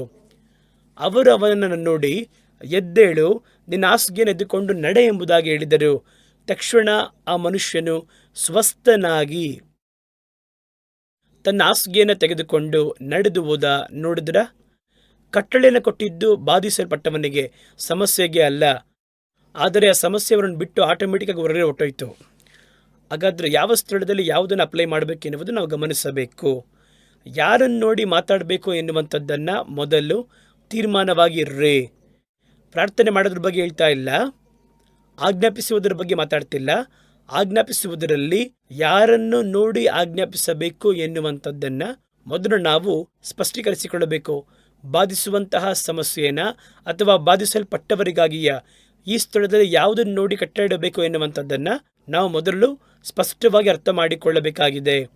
ದೇವರ ಮುಂದೆ ನೀವು ನಿಲ್ಲುವಾಗ ಪ್ರಾರ್ಥಿಸಿರಿ. ಸಮಸ್ಯೆಗಿಂತ ಮುಂಚಿತವಾಗಿ ನಿಲ್ಲಬೇಕಾದರೆ ಆಜ್ಞಾಪಿಸಿರಿ, ಅದನ್ನು ಜಯಿಸುವ ಹಾಗೆ. ಇದು ದೇವರ ಸತ್ಯವೇದ ಹೇಳುತ್ತದೆ. ನಮ್ಮ ಆರಂಭ ಕಾಲದ ಪರಿಸ್ಥಿತಿಯಲ್ಲಿ ನಮ್ಮ ಕೈಯಲ್ಲಿ ದೇವರು ಬಂದು ಅಧಿಕಾರವನ್ನು ಕೊಡುತ್ತಾರೆ. ಅಧಿಕಾರವನ್ನು ಕೊಟ್ಟು ನೀನೇ ಜಯಿಸ್ಕೋ, ಅದನ್ನು ಒಂದೊಂದಕ್ಕೆ ಅದನ್ನು ಕರಿಬಾರದು. ದೇವರೇನು ಮಾಡೋರು ಯಾವಾಗಲೂ ಅಂತ ಕೇಳಿದ್ರೆ, ಕ್ರೈಸ್ತರ ಆರಂಭದಲ್ಲಿ ಅಥವಾ ಆರಂಭದ ಹಂತದಲ್ಲಿ ದೇವರೊಂದಿಗಿರುವ ಅನುಭವದಲ್ಲಿ ನೀವು ಇರಬೇಕಾದ್ರೆ ನೀವು ಏನು ಮಾಡಬೇಕಾಗಿಲ್ಲ. ನೀವು ಅವರನ್ನು ನೋಡಿ ಕೂಗಿದ್ರೆ ಸಾಕು, ಕರ್ತನು ನಿಮಗೋಸ್ಕರವಾಗಿ ಹಿಡಿದು ಎಲ್ಲವನ್ನ ಮಾಡ್ತಾರೆ ಮೊದಲು. ಆದರೆ ನೀವು ಹಾಗೆ ಇರಬೇಕೆಂಬುದಾಗಿ ದೇವರು ಬಯಸುವುದಿಲ್ಲ. ಅದು ಆರಂಭದಲ್ಲಿ ಒಂದು ಮಗುವಾಗಿರಬೇಕಾದ್ರೆ ಬಂದು ಆ ಮಗುವಿನ ಅಗತ್ಯಗಳನ್ನು ನಾವು ಪರಿಪೂರ್ಣ ಮಾಡ್ತೀವಲ್ವಾ. ಮಗುವಿಗೆ ನಾವೇ ಊಟವನ್ನು ಬೆರೆಸಿ, ನಾವೇ ಮಕ್ಕಳಿಗೆ ಅದನ್ನು ತಿನ್ನಿಸಿ, ಕೈ ತೊಳೆದು ಬಿಟ್ಟು, ಬಾಯಿ ಒರೆಸಿಬಿಟ್ಟು, ಆದರೆ ಇದೆಲ್ಲ ಎಷ್ಟು ದಿನಕ್ಕೆ? ಆ ಮಗು ಸ್ವಲ್ಪ ವಿವರ ತಿಳಿದು ಬೆಳೆದ ಕೂಡಲೇ ಅದರ ತಟ್ಟೆಯಲ್ಲಿ ನಾವೇ ಬಂದು ಅನ್ನವನ್ನು ಹಾಕಿ, ನೀನು ತೆಗೆದು ಹಾಕಿಕೊ ಅಂತ ಹೇಳ್ತೀವಿ. ನೀನು ತೆಗೆದುಕೊಂಡು ತಿನ್ನು, ನಿನ್ನ ಕೈಯಾರೆ ನೀನು ತಿನ್ನು, ಆ ರೀತಿ ಹೇಳ್ತೀವಿ. ಅದಕ್ಕೆ ಹೆಸರು ಬೆಳವಣಿಗೆ. ಈಗ ಆರಂಭ ದಿನಗಳಲ್ಲಿ ದೇವರು, ನೀವು ಅವರನ್ನು ನೋಡಿ ಪ್ರಾರ್ಥನೆ ಮಾಡ್ತೀರಿ, ಅವರು ಆಜ್ಞಾಪಿಸುತ್ತಾರೆ, ಅವರು ಆಜ್ಞೆ ಕೊಡ್ತಾರೆ. ನೀವು ಸುಮ್ಮನೆ ಇಡ್ತೀರಾ. ಅಲ್ಲಿ ನಿಮ್ಮ ಕೆಲಸ ದೇವರನ್ನು ನೋಡಿ ಪ್ರಾರ್ಥನೆ ಮಾಡುವುದಷ್ಟೇ, ಬೇರೆ ಏನು ನೀವು ಮಾಡೋದಿಲ್ಲ. ಗಾಳಿಯು ಬಿರುಗಾಳಿಯು ಬೀಸಿದಂತಹ ಹಡಗಲಿದ್ದಂತಹ ಶಿಷ್ಯರು ಕೂಡ ಕರ್ತನ ನೋಡಿ ಎಬ್ಬಿಸಿದರು ಅಷ್ಟೇ. ಅದೇ ಅವರು ಮಾಡಿದಂಥ ಕೆಲಸ. ದೇವರ ಬಳಿ ಅವರು ಹೇಳಿದರು, ದೇವರೇ, ನಾವು ಸಾಯ್ತಾ ಇದ್ದೀವಲ್ಲ, ಏನಾದರೂ ಮಾಡಿ ಎಂಬುದಾಗಿ ಹೇಳಿದರು. ಪ್ರಾರ್ಥನೆ ಮಾಡಿದರು. ಈಗ ಕರ್ತನೇ ತನ್ನ ಅಧಿಕಾರವನ್ನು ತೆಗೆದು ಉಪಯೋಗ ಮಾಡಿದರು. ಕರ್ತನು ತನ್ನ ಅಧಿಕಾರವನ್ನು ತೆಗೆದು ಉಪಯೋಗ ಮಾಡಿದರು. ಹಾಗಾದರೆ ಇವರ ಕೆಲಸ ಏನಂತ ನೋಡ್ರಿ. ಅಲ್ಲಿ ಅದನ್ನು ಸುಮ್ಮನೆ ನೋಡ್ತಾ ಇದ್ರು ಅಷ್ಟೇ, ನೋಡ್ತಾ ಇದ್ರು. ಯಾಕೆ ಅಂತ ಕೇಳಿದರೆ, ಅವರು ಇನ್ನೂ ಪೂರ್ಣ ಬಲವನ್ನು, ಅಧಿಕಾರವನ್ನು ಹೊಂದಿ ದೇವರಿಂದ ಅವರು ಸೇವೆಗೆ ಇನ್ನೂ ಕಳುಹಿಸಲ್ಪಟ್ಟಿಲ್ಲ. ಅವರ ಶಿಷ್ಯರಾಗಿ ಇದ್ದರು. ಆರಂಭ ದಿನದ ಆತ್ಮಿಕ ಅನುಭವದಲ್ಲಿ ಅವರಿದ್ದರು. ಆಗ ಅವರು ಬರೀ ಪ್ರಾರ್ಥನೆ ಮಾತ್ರ ಮಾಡಿದ್ರೆ ಸಾಕಾದದ್ದಾಗಿ ಇತ್ತು. ದೇವರು ಎದ್ದು ತಾನೇ ಕಾರ್ಯವನ್ನು ಮಾಡಿದರು ಅಲ್ಲಿ. ಆದರೆ ಅವರು ಬೆಳೆಯುವಾಗ ಅವರು ಇಟ್ಟಂತಹ ಅಧಿಕಾರವನ್ನು ಇವರಿಗೂ ಹಂಚಿಕೊಟ್ಟು, ನೀವು ಹೋಗಿ ಇವಾಗ ನೀವೇ ಕಾರ್ಯವನ್ನು ಮಾಡಿರಿ ಎಂಬುದಾಗಿ ದೇವರು ಅವರನ್ನು ಕಳುಹಿಸುತ್ತಾರೆ. ಅದಕ್ಕೆ ಹೆಸರು ಬೆಳವಣಿಗೆ. ಇವಾಗ ನಾವು ನೋಡ್ತೀವಿ, ಇಸ್ರಾಯೇಲ್ ಜನಗಳು, ಅವರಿಗಿದೇ ನಡೆಯಿತು. ಇಸ್ರಾಯೇಲ್ ಜನಗಳನ್ನು ಕರ್ತನು ಐಗುಪ್ತದಿಂದ ಕರ್ಕೊಂಬರಬೇಕಾದ್ರೆ ಅವರಲ್ಲಿ ಯಾರಿಗೂ ಜಗಳವಾಡಲು ಗೊತ್ತಿಲ್ಲ, ಯುದ್ಧದ ತರಬೇತಿ ಯಾರಿಗೂ ಗೊತ್ತಿಲ್ಲ. 400 ವರ್ಷಗಳು ಅನ್ಯ ದೇಶದಲ್ಲಿ, ಐಗುಪ್ತದಲ್ಲಿ ದಾಸತ್ವದಲ್ಲಿದ್ದರವರು. ಹಾಗಾದರೆ ದಾಸತ್ವದಲ್ಲಿದ್ದವರಿಗೆ ಕಲ್ಲೆತ್ತಲು ಸಾಧ್ಯ, ಕಟ್ಟಡವನ್ನು ಕಟ್ಟಲು ಸಾಧ್ಯ. ಒಂದು ಸೈನ್ಯದಲ್ಲಿ ಯುದ್ಧ ಮಾಡೋಕ್ಕೆ ಸಾಧ್ಯನಾ? ಸೈನ್ಯದಲ್ಲಿ ಇದ್ದವರಿಗೆ ತಾನೇ ಅದು ಸಾಧ್ಯವಾಗಿರುತ್ತೆ. ಈ ಕುಲಕ್ಕೆ ಸೇರಿದವರು ಯಾರು ಸೈನ್ಯದಲ್ಲಿ ಇಲ್ಲ, ಅದೇ ದೊಡ್ಡದು. ಫರೋಹನ ಸೈನ್ಯದಲ್ಲಿ ಯಾವ ಇಸ್ರಾಯೇಲ್ಯರು ಇಲ್ಲ. ಹಾಗಾದರೆ ಇವರು ಇವಾಗ ಫರೋಹನ ಪಡೆಯನ್ನು ಎದುರಿಸಬೇಕು. ಇವರು ಹಾಗೆ ಗಾರೆ ಕೆಲಸ, ಆ ರೀತಿಯಾಗಿ ದಾಸತ್ವದ ಕೆಲಸ, ಅಲ್ಲಿರುವಂಥ ವ್ಯವಸಾಯ ಕೆಲಸ, ಅವರು ಕೊಡುವಂತಹ ಎಲ್ಲ ಕೆಲಸವನ್ನು ಇವರು ಮಾಡ್ತಾ ಬರ್ತಾ ಇದ್ರು. ದೇವರು ಕರೆದರು, ಅವರನ್ನು ನಂಬಿ ಅವರ ಹಿಂದೆ ಹೊರಟು ಬಂದರು. ಈಗ ಹಿಂದೆ ಫರೋಹನ ಸೈನ್ಯ ಬರ್ತಾ ಇದೆ. ಇವರಿಗೆ ಯುದ್ಧ ಮಾಡೋಕ್ಕೆ ಗೊತ್ತಿಲ್ಲ. ಅವರು ಪರಿಪೂರ್ಣವಾಗಿ ಸೈನ್ಯ, ಯುದ್ಧಕ್ಕೆ ತರಬೇತಿ ಹೊಂದಿದವರು. ಆಗ ದೇವರನ್ನು ನೋಡಿ ಕೂಗುತ್ತಾರವರು. ಹೇಗೆ? ಶಿಷ್ಯರು ಕರೆದ ರೀತಿಯಲ್ಲಿ. ಸ್ವಾಮಿ, ಸಾಯ್ತೀವಲ್ಲ ಎಂಬುದಾಗಿ ಅವರು ಭಯಪಡ್ತಾ ಇದ್ದಾರೆ. ಹಿಂದೆ ಸೈನ್ಯ ಅಟ್ಟ ಬರ್ತಿದೆಯಲ್ಲ. ಆಗ ದೇವರು ಒಂದು ಕಾರ್ಯವನ್ನು ಹೇಳಿದರು, ನೋಡಿ, ನಾನು ನಿಮಗೋಸ್ಕರವಾಗಿ ಯುದ್ಧ ಮಾಡುವೆನು. ಕರ್ತನು ನಿಮಗೋಸ್ಕರವಾಗಿ ಯುದ್ಧ ಮಾಡುವರು. ಅಷ್ಟು ಮಾತ್ರವಲ್ಲ, ನೀವು ಸುಮ್ಮನೆ ಇರುವಿರಿ. ನೀವು ಭಯಪಡಬೇಡಿ, ಸುಮ್ಮನೆ ಇರಿ. ನಡೆಯುವಂಥದ್ದನ್ನು ಸುಮ್ಮನೆ ನೋಡ್ತಾ ಇರಿ ಸಾಕು. ನೀವು ಇದರಲ್ಲಿ ಚಿಕ್ಕ ಕಾರ್ಯವನ್ನು ಕೂಡ ಮಾಡಬೇಕಾಗಿಲ್ಲ. ದೇವರು ಅವರಿಗೆ ಕಣ್ಣನ್ನು ಮಬ್ಬು ಮಾಡ್ತಾರೆ. ಅವರ ಕತ್ತಿಯಿಂದ ಅವರೇ ಕೊಲೆ ಮಾಡುವಾಗ ಎಲ್ಲವನ್ನು ಅವರೇ ಮಾಡ್ತಾರೆ. ಒಂದು ಚಿಕ್ಕ ಆಯುಧವನ್ನು ಕೂಡ ನೀವು ತೆಗೆಯೋದು ಬೇಡ. ಯಾರನ್ನ ನೀವು ಕೊಲೆ ಮಾಡೋದು ಬೇಡ, ಸಾಯಿಸೋದು ಬೇಡ. ಜಸ್ಟ್ ನೀವು ಸುಮ್ಮನೆ ಇರಿ. ದೇವರು ನಿಮಗಾಗಿ ಯುದ್ಧ ಮಾಡುವರು. ಹಾಗೆಯೇ ನಡೆಯಿತು. ದೇವರು ಅವರಿಗಾಗಿ ಯುದ್ಧವನ್ನು ಮಾಡಿದ್ರು. ಇಸ್ರಾಯೇಲ್ಯರಲ್ಲಿ ನಡೆದಂತಹ ಯುದ್ಧವನ್ನು ಅವರು ನೋಡಿದ್ರು. ಫರೋಹನ ಸೈನ್ಯ ಸಮುದ್ರದಲ್ಲಿ ಮುಳುಗಿ ಹೋಯಿತು. ಇದರಲ್ಲಿ ಇಸ್ರಾಯೇಲ್ಯರು ಕರ್ತನನ್ನು ನೋಡಿ ಕೂಗಿದ್ದು ಮಾತ್ರ ಅವರು ಮಾಡಿದ ಕೆಲಸ. ಬೇರೆ ಆ ಯುದ್ಧದಲ್ಲಿ ಅವರಿಗೆ ಬೇರೆ ಯಾವ ಕೆಲಸ ಇಲ್ಲ. ಕರ್ತನೆ ಮಾಡಿ ಮುಗಿಸಿದರು. ಆದರೆ ಎಲ್ಲ ಸಂದರ್ಭ ಹಂಗೆ ಮಾಡಿದ್ರ ಅಂತ ನೋಡಿ, ಅವರು ಆರಂಭ ಕಾಲದ ಪ್ರಯಾಣದಲ್ಲಿದ್ದಾರೆ. ಈಗ ಫ್ರೆಶ್ ಆಗಿ ದಾಸತ್ವದಿಂದ ಬಿಡಿಸಲ್ಪಟ್ಟು ಬರ್ತಾ ಇದ್ದಾರೆ. ಆದರೆ ಅವರು 40 ವರ್ಷ ಹೋಗುವವರೆಗೂ ಅವರು ಹಾಗೆ ಇರಬೇಕೆಂಬುದಾಗಿ ದೇವರು ಬಯಸಲಿಲ್ಲ. ಇನ್ನು ಮುಂದೆ ಯುದ್ಧ ಬರುವುದಾದರೆ ನೀವೇ ಯುದ್ಧ ಮಾಡಬೇಕು. ಅದಕ್ಕೆ ಬೇಕಾಗಿರುವಂತಹ ಬಲ, ಸಾಮರ್ಥ್ಯ, ಅದಕ್ಕೆ ಬೇಕಾಗಿರುವ ಅಧಿಕಾರವನ್ನು ನಾನು ನಿಮಗೆ ಕೊಡ್ತೇನೆ. ಇವಾಗ ನೀವು ಮಾಡಬೇಕು. ಅದಕ್ಕೆ ಹೆಸರು ಬೆಳವಣಿಗೆ. ಹಾಗಾದರೆ ಪ್ರಾರ್ಥನೆ ಮಾಡುವಂಥದ್ದು, ಆಜ್ಞಾಪಿಸುವಂತಹ ಅನುಭವಕ್ಕೆ ಬರುವುದಾದರೆ ನೀವು ಆತ್ಮೀಕ ಕಾರ್ಯದಲ್ಲಿ ಬೆಳೆದಿದ್ದೀರಾ, ಬೆಳೆಯುತ್ತಾ ಇದ್ದೀರೆನ್ನುವುದು ಅರ್ಥ. ಬೆಳೆದವರ ಬಳಿಯಲ್ಲಿ ದೇವರು ತನ್ನ ಅಧಿಕಾರವನ್ನು ಕೊಟ್ಟು, ನೀನೇ ಅಂಜೂರದ ಮರವನ್ನು ನೋಡಿ ಮಾತಾಡು, ನೀನೇ ಆ ಬೆಟ್ಟವನ್ನು ನೋಡಿ ಮಾತಾಡು ಎಂಬುದಾಗಿ ದೇವರವರಿಗೆ ಆಜ್ಞಾಪಿಸುತ್ತಾರೆ. ಇವರು ಆ ಅಧಿಕಾರವನ್ನು ಹೊಂದುವುದಕ್ಕಿಂತ ಮುಂಚೆ ದೇವರವರಿಗೆ ಯುದ್ಧ ಮಾಡಿದರು. ವಿಮೋಚನಾ ಕಂಡ 14:14 ಹೇಳ್ತಾರೆ, ನಾನು ನಿಮಗೋಸ್ಕರವಾಗಿ ಯುದ್ಧ ಮಾಡುವೆನು, ದೇವರು ನಿಮಗೋಸ್ಕರ ಯುದ್ಧ ಮಾಡುತ್ತಾರೆ, ನೀವಾದರೂ ಸುಮ್ಮನಿರುತ್ತೀರಾ ಎಂಬುದಾಗಿ ಬರೆಯಲ್ಪಟ್ಟಿದೆ. ಆದರೆ ಅವರು ಆ ರೀತಿಯಾಗಿ ಎಲ್ಲ ಸಮಸ್ಯೆಯಲ್ಲಿ ಹಂಗೆ ಇರಲಿಲ್ಲ. ರೆಫೆದಿಮ್ ಎನ್ನುವಂತಹ ಸ್ಥಳದಲ್ಲಿ ಅಮಲೇಕ್ಯರೊಂದಿಗೆ ಯುದ್ಧ ನಡೆದ ಸಂದರ್ಭದಲ್ಲಿ ಅವರೇನು ಮಾಡಿದ್ರು ಅಂತ ಕೇಳಿದರೆ, ತಾವಾಗಿ ಬಂದು ನಿಂತು ವಿರೋಧಿಗಳನ್ನು ನೇರವಾಗಿ ಸಂಧಿಸಿ ಯುದ್ಧ ಮಾಡಲೇಬೇಕಾದ ನಿರ್ಬಂಧಕ್ಕೆ ತಳ್ಳಲ್ಪಟ್ಟರು. ಅವರ ರೆಫೆದಿಮಿಗೆ ಅವರು ಬಂದಾಗ ಅವರೇ ಯುದ್ಧವನ್ನು ಮಾಡಲು ದೇವರ ಬಳಿಯಿಂದ ಆಜ್ಞೆ ಬರ್ತಾ ಇದೆ ಅವರಿಗೆ. ದೇವರೇ, ನೀವು ಅಲ್ಲಿ ಫರೋಹನ ಸೈನ್ಯದಲ್ಲಿ ನಾವು ಸುಮ್ಮನೆ ತಾನೇ ಇದ್ವಿ, ನೀವು ಇಳಿದು ಅವರಿಗೆ ವಿರುದ್ಧವಾಗಿ ಯುದ್ಧವನ್ನು ಮಾಡಿದ್ರಲ್ಲ.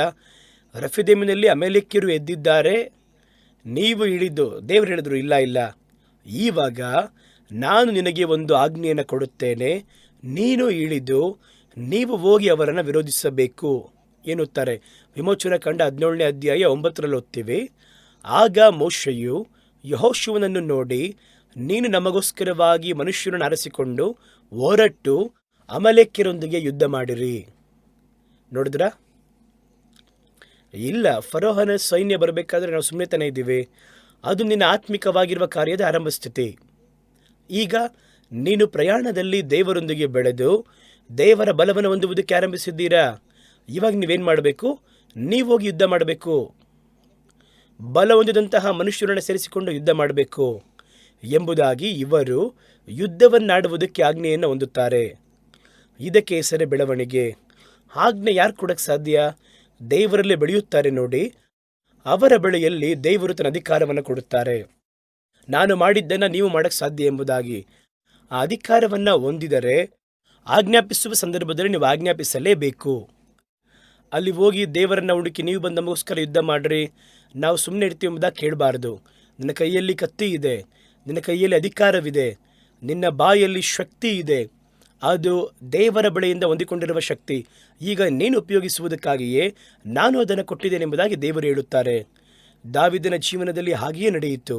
ದೊಡ್ಡ ಯುದ್ಧ ಪುರುಷನಾಗಿರುವ ಗೋಲಿಯಾತನು, ಅವನನ್ನು ಕೊಲ್ಲುವುದಕ್ಕೆ ಚಿಕ್ಕ ಕವಣೆ ಕಲ್ಲು ಇದನ್ನಿಟ್ಟು ದೊಡ್ಡ ಸೈನ್ಯವನ್ನು ಕೊಲ್ಲಕ್ಕೆ ಸಾಧ್ಯನಾ?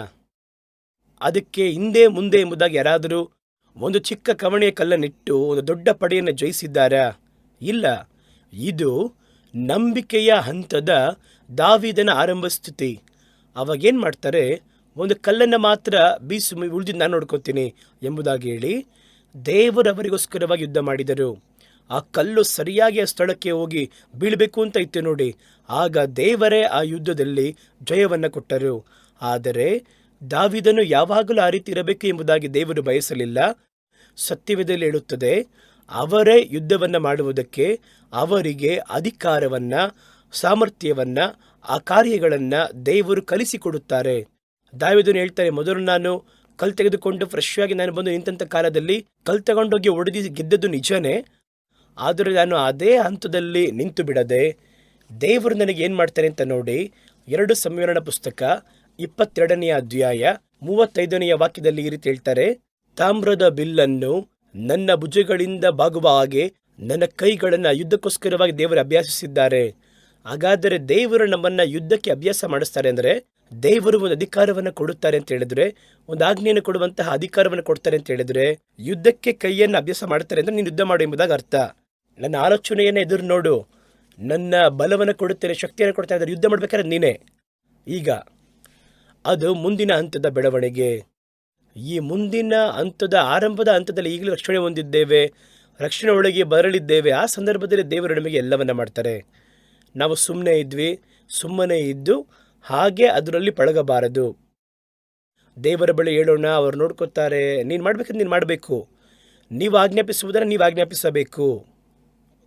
ಹಾಗಾದರೆ ದಾವೀದನು ಹೇಳುತ್ತಾರೆ, ಆರಂಭ ಹಂತದಲ್ಲಿ ದೇವರು ನನಗೆ ಯುದ್ಧವನ್ನು ಮಾಡಿದರು, ಆದರೆ ನಾನು ಬೆಳೆದಾಗಲೂ ತಾಮ್ರದ ಬಿಲ್ಲು ನನ್ನ ಕೈ ಬೆರಳುಗಳಿಂದ ಬಾಗುವ ಹಾಗೆ ದೇವರು ನನ್ನನ್ನು ಯುದ್ಧಕ್ಕೆ ಅಭ್ಯಾಸ ಮಾಡಿಸುತ್ತಿದ್ದಾರೆ ಎಂಬುದಾಗಿ ಅವರು ಹೇಳಿದ ನಾವು ಅಲ್ಲಿ ಗಮನಿಸ್ಬೋದು. ಹಾಗಾದರೆ ಒಂದೊಂದು ಕಾರ್ಯದಲ್ಲಿಯೂ ಯಾವುದನ್ನು ನೋಡಿ ಮಾತಾಡಬೇಕು ಅಂದರೆ ನೀವೇ ಮಾತಾಡಬೇಕು. ಅದಕ್ಕಿಂತ ಮುಂಚಿತವಾಗಿ ದೇವರ ಬಳಿಯಿಂದ ಆ ಅಧಿಕಾರವನ್ನು ನೀವು ಹೊಂದಿಕೊಂಡಿರಬೇಕು.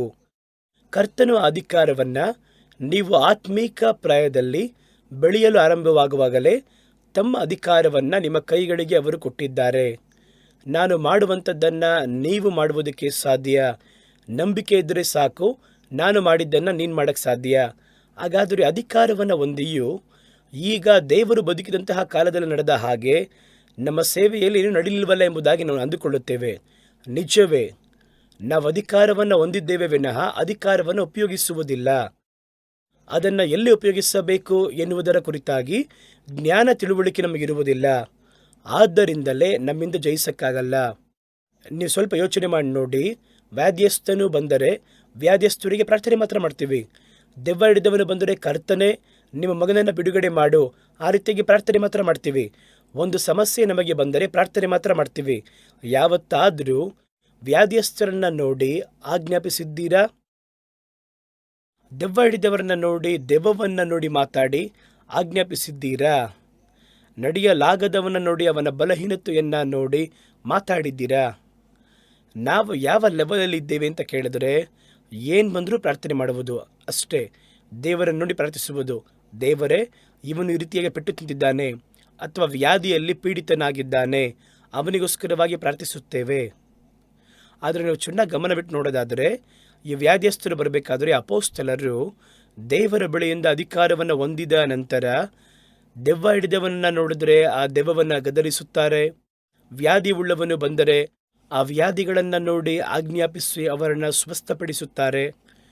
ಎಲ್ಲೋ ಕುಳಿತು ಪ್ರಾರ್ಥನೆ ಮಾಡ್ತಾ ಇರಲ್ಲ, ಬನ್ನಿ ಪ್ರಾರ್ಥನೆ ಮಾಡೋಣ. ಇದರ ನಡುವೆ ಯಾರು ನಮಗೆ ಕಲಿಸಿದ್ದಾರೆ ಇದನ್ನು? ಒಂದು ಸಮಸ್ಯೆ ಬಂದರೆ ತಕ್ಷಣ ಬನ್ನಿ ನಾವೆಲ್ಲ ಸೇರಿ ಪ್ರಾರ್ಥನೆ ಮಾಡೋಣ. ಆದರೆ ಸತ್ಯವೇದದಲ್ಲಿ ಚೆನ್ನಾಗಿ ಓದಿ ನೋಡೋದಾದರೆ ಎಲ್ಲ ಸ್ಥಳದಲ್ಲೂ ಅವರು ಪ್ರಾರ್ಥನೆ ಎನ್ನುವಂಥ ಕಾನ್ಸೆಪ್ಟನ್ನೇ ಉಪಯೋಗಿಸಲಿಲ್ಲ. ಕಟ್ಟಳೆ ಇಡಬೇಕಾದರೆ ಕಟ್ಟಳೆಯನ್ನು ಇಟ್ಟರು. ಅದೇ ನಿಮಗೆ ಹೇಳಿದೆ, ಗಾಳಿ ಬಿರುಗಾಳಿ ಮೊರೆಯುತ್ತಾ ಇತ್ತು. ಈ ಸ್ಥಳದಲ್ಲಿ ಯೇಸು ಬಿಟ್ಟು ಬೇರೆ ಒಬ್ಬ ಯಾರಾದರೂ ಸೇವಕರ ಕಲ್ಪನೆ ಮಾಡಿ ನೋಡ್ಕೊಳ್ಳಿ. ನಾವೊಂದು 10 ಮಂದಿ ಆ ಬೋಟಲ್ಲಿ ಇದ್ದೀವಿ ಅಂತ ಇಟ್ಕೊಳ್ಳಿ.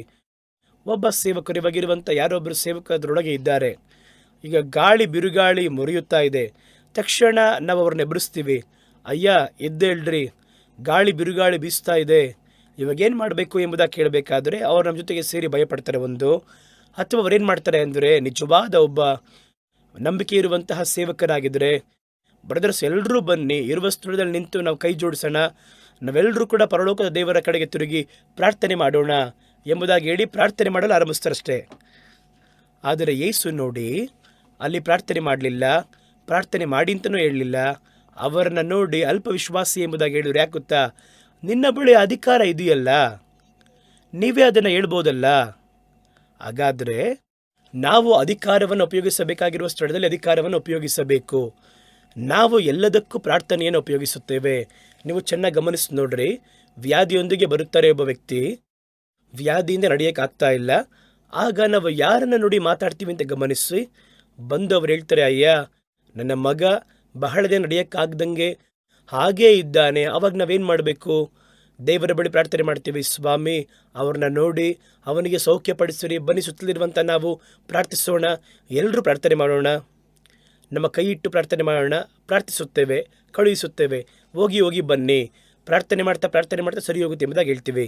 ಆದರೆ ಶಿಷ್ಯರು ಮೊದಲುಗೊಂಡು ನೋಡ್ರಿ, 3ನೇ ತಾಸಿನಲ್ಲಿ ದೇವಾಲಯಕ್ಕೆ ಹೋದಾಗ ತನ್ನ ತಾಯಿಯ ಹೊಟ್ಟೆಯಿಂದಲೇ ಕುಂಟನಾಗಿ ಹುಟ್ಟಿ ಬಂದವನು, ನಡೆಯಲಾಗದಿರುವ ಒಬ್ಬನು ದೇವಾಲಯದ ಭಾಗದಲ್ಲಿ ಭಿಕ್ಷೆ ಬೇಡ್ತಾ ಇದ್ದಾನೆ. ಅವನನ್ನು ಈಗ ಸ್ವಸ್ಥಪಡಿಸಬೇಕು, ಬಿಡುಗಡೆ ಮಾಡಬೇಕು. ಇಲ್ಲಿ ಅವರು ದೇವರನ್ನು ನೋಡಿ ಪ್ರಾರ್ಥನೆ ಮಾಡಿ ಅಭಯವಿಟ್ಟು, ಕರ್ತನೆ ಈ ಬಡ ಮಗನನ್ನು ನೋಡಿ, ಅವನ ಕುಟುಂಬವನ್ನು ನೋಡ್ರಿ. ಕೆಲವು ವ್ಯಕ್ತಿಗಳು ಬಂದು ಕರ್ತನ ಮನಸ್ಸನ್ನು ಕರಗುವಂತೆ ಮಾಡ್ತೇನೆ ಎಂಬುದಾಗಿ ಹೇಳಿ ಸೆಂಟಿಮೆಂಟಾಗಿ ಮಾತಾಡಿ, ನೋಡಿ ಅವನಿಗೆ ಭಿಕ್ಷೆ ಬೇಡ ಊಟ ಮಾಡುವಂತಹ ಪರಿಸ್ಥಿತಿ, ಅವನನ್ನು ನಂಬಿ ಒಂದು ಕುಟುಂಬವೇ ಇದೆ, ಕರ್ತನಿಗೆ ಇಳಿಲಿಲ್ಲ ಅಂದರೆ ಬೇರೆ ಯಾರು ಇಳಿಯಲು ಸಾಧ್ಯ ಎಂಬುದಾಗಿ ಅಲ್ಲಿ ನಿಂತವನ ಮುಂದೆ ಅಳುತ್ತಾ ಆ ಸ್ಥಳದಲ್ಲಿ ಪ್ರಾರ್ಥನೆ ಮಾಡ್ತಾ ಇರ್ತೀವಿ. ಇದನ್ನು ಮಾಡಿದ್ದು ಯೇಸುವನ ಶಿಷ್ಯರು ಏನು ಮಾಡ್ತಾರೆ ಅಂತ ನೋಡಿ, ಅವನ ದೃಷ್ಟಿಸಿ ನೋಡಿ, ಅವನ ಕೈಯನ್ನು ಹಿಡಿದು ಮೇಲೆತ್ತಿ, ನಿನ್ನ ಬಲಹೀನತೆಯಿಂದ ಬಿಡುಗಡೆ ಆಗಿದ್ದೀಯಾ, ಎದ್ದು ನಡೆ ಅಂತ ಹೇಳ್ತಾರೆ. ನೋಡಿದಿರಾ, ಇಲ್ಲಿ ಪ್ರಾರ್ಥನೆ ಎನ್ನುವಂಥ ಕಾನ್ಸೆಪ್ಟೇ ಬರಲಿಲ್ಲ ನೋಡಿ. ಅವರ ಕೈಯಲ್ಲಿ ಆ ಅಧಿಕಾರವಿತ್ತು. ಕರ್ತನು ನಮ್ಮ ಕೈಗಳಲ್ಲಿ ಅಧಿಕಾರವನ್ನು ಕೊಟ್ಟು ನೀವು ಹೊರಟು ಹೋಗಿ ಎಂಬುದಾಗಿ ಹೇಳಿದ್ದಾರೆ. ದೇವರ ಅಧಿಕಾರ ನಮ್ಮ ಕೈಯಲ್ಲಿರಬೇಕಾದರೆ ನಾವು ಅಧಿಕಾರವನ್ನು ಉಪಯೋಗಿಸುವುದನ್ನು ಬಿಟ್ಟು ನಾವು ಯಾಕೆ ಮತ್ತೆ ಕುಳಿತು ಅಳುತ್ತಾ ಗೋಳಾಡಿ ಕಣ್ಣೀರು ಸುರಿಸಿ ಪ್ರಾರ್ಥನೆ ಮಾಡಿ?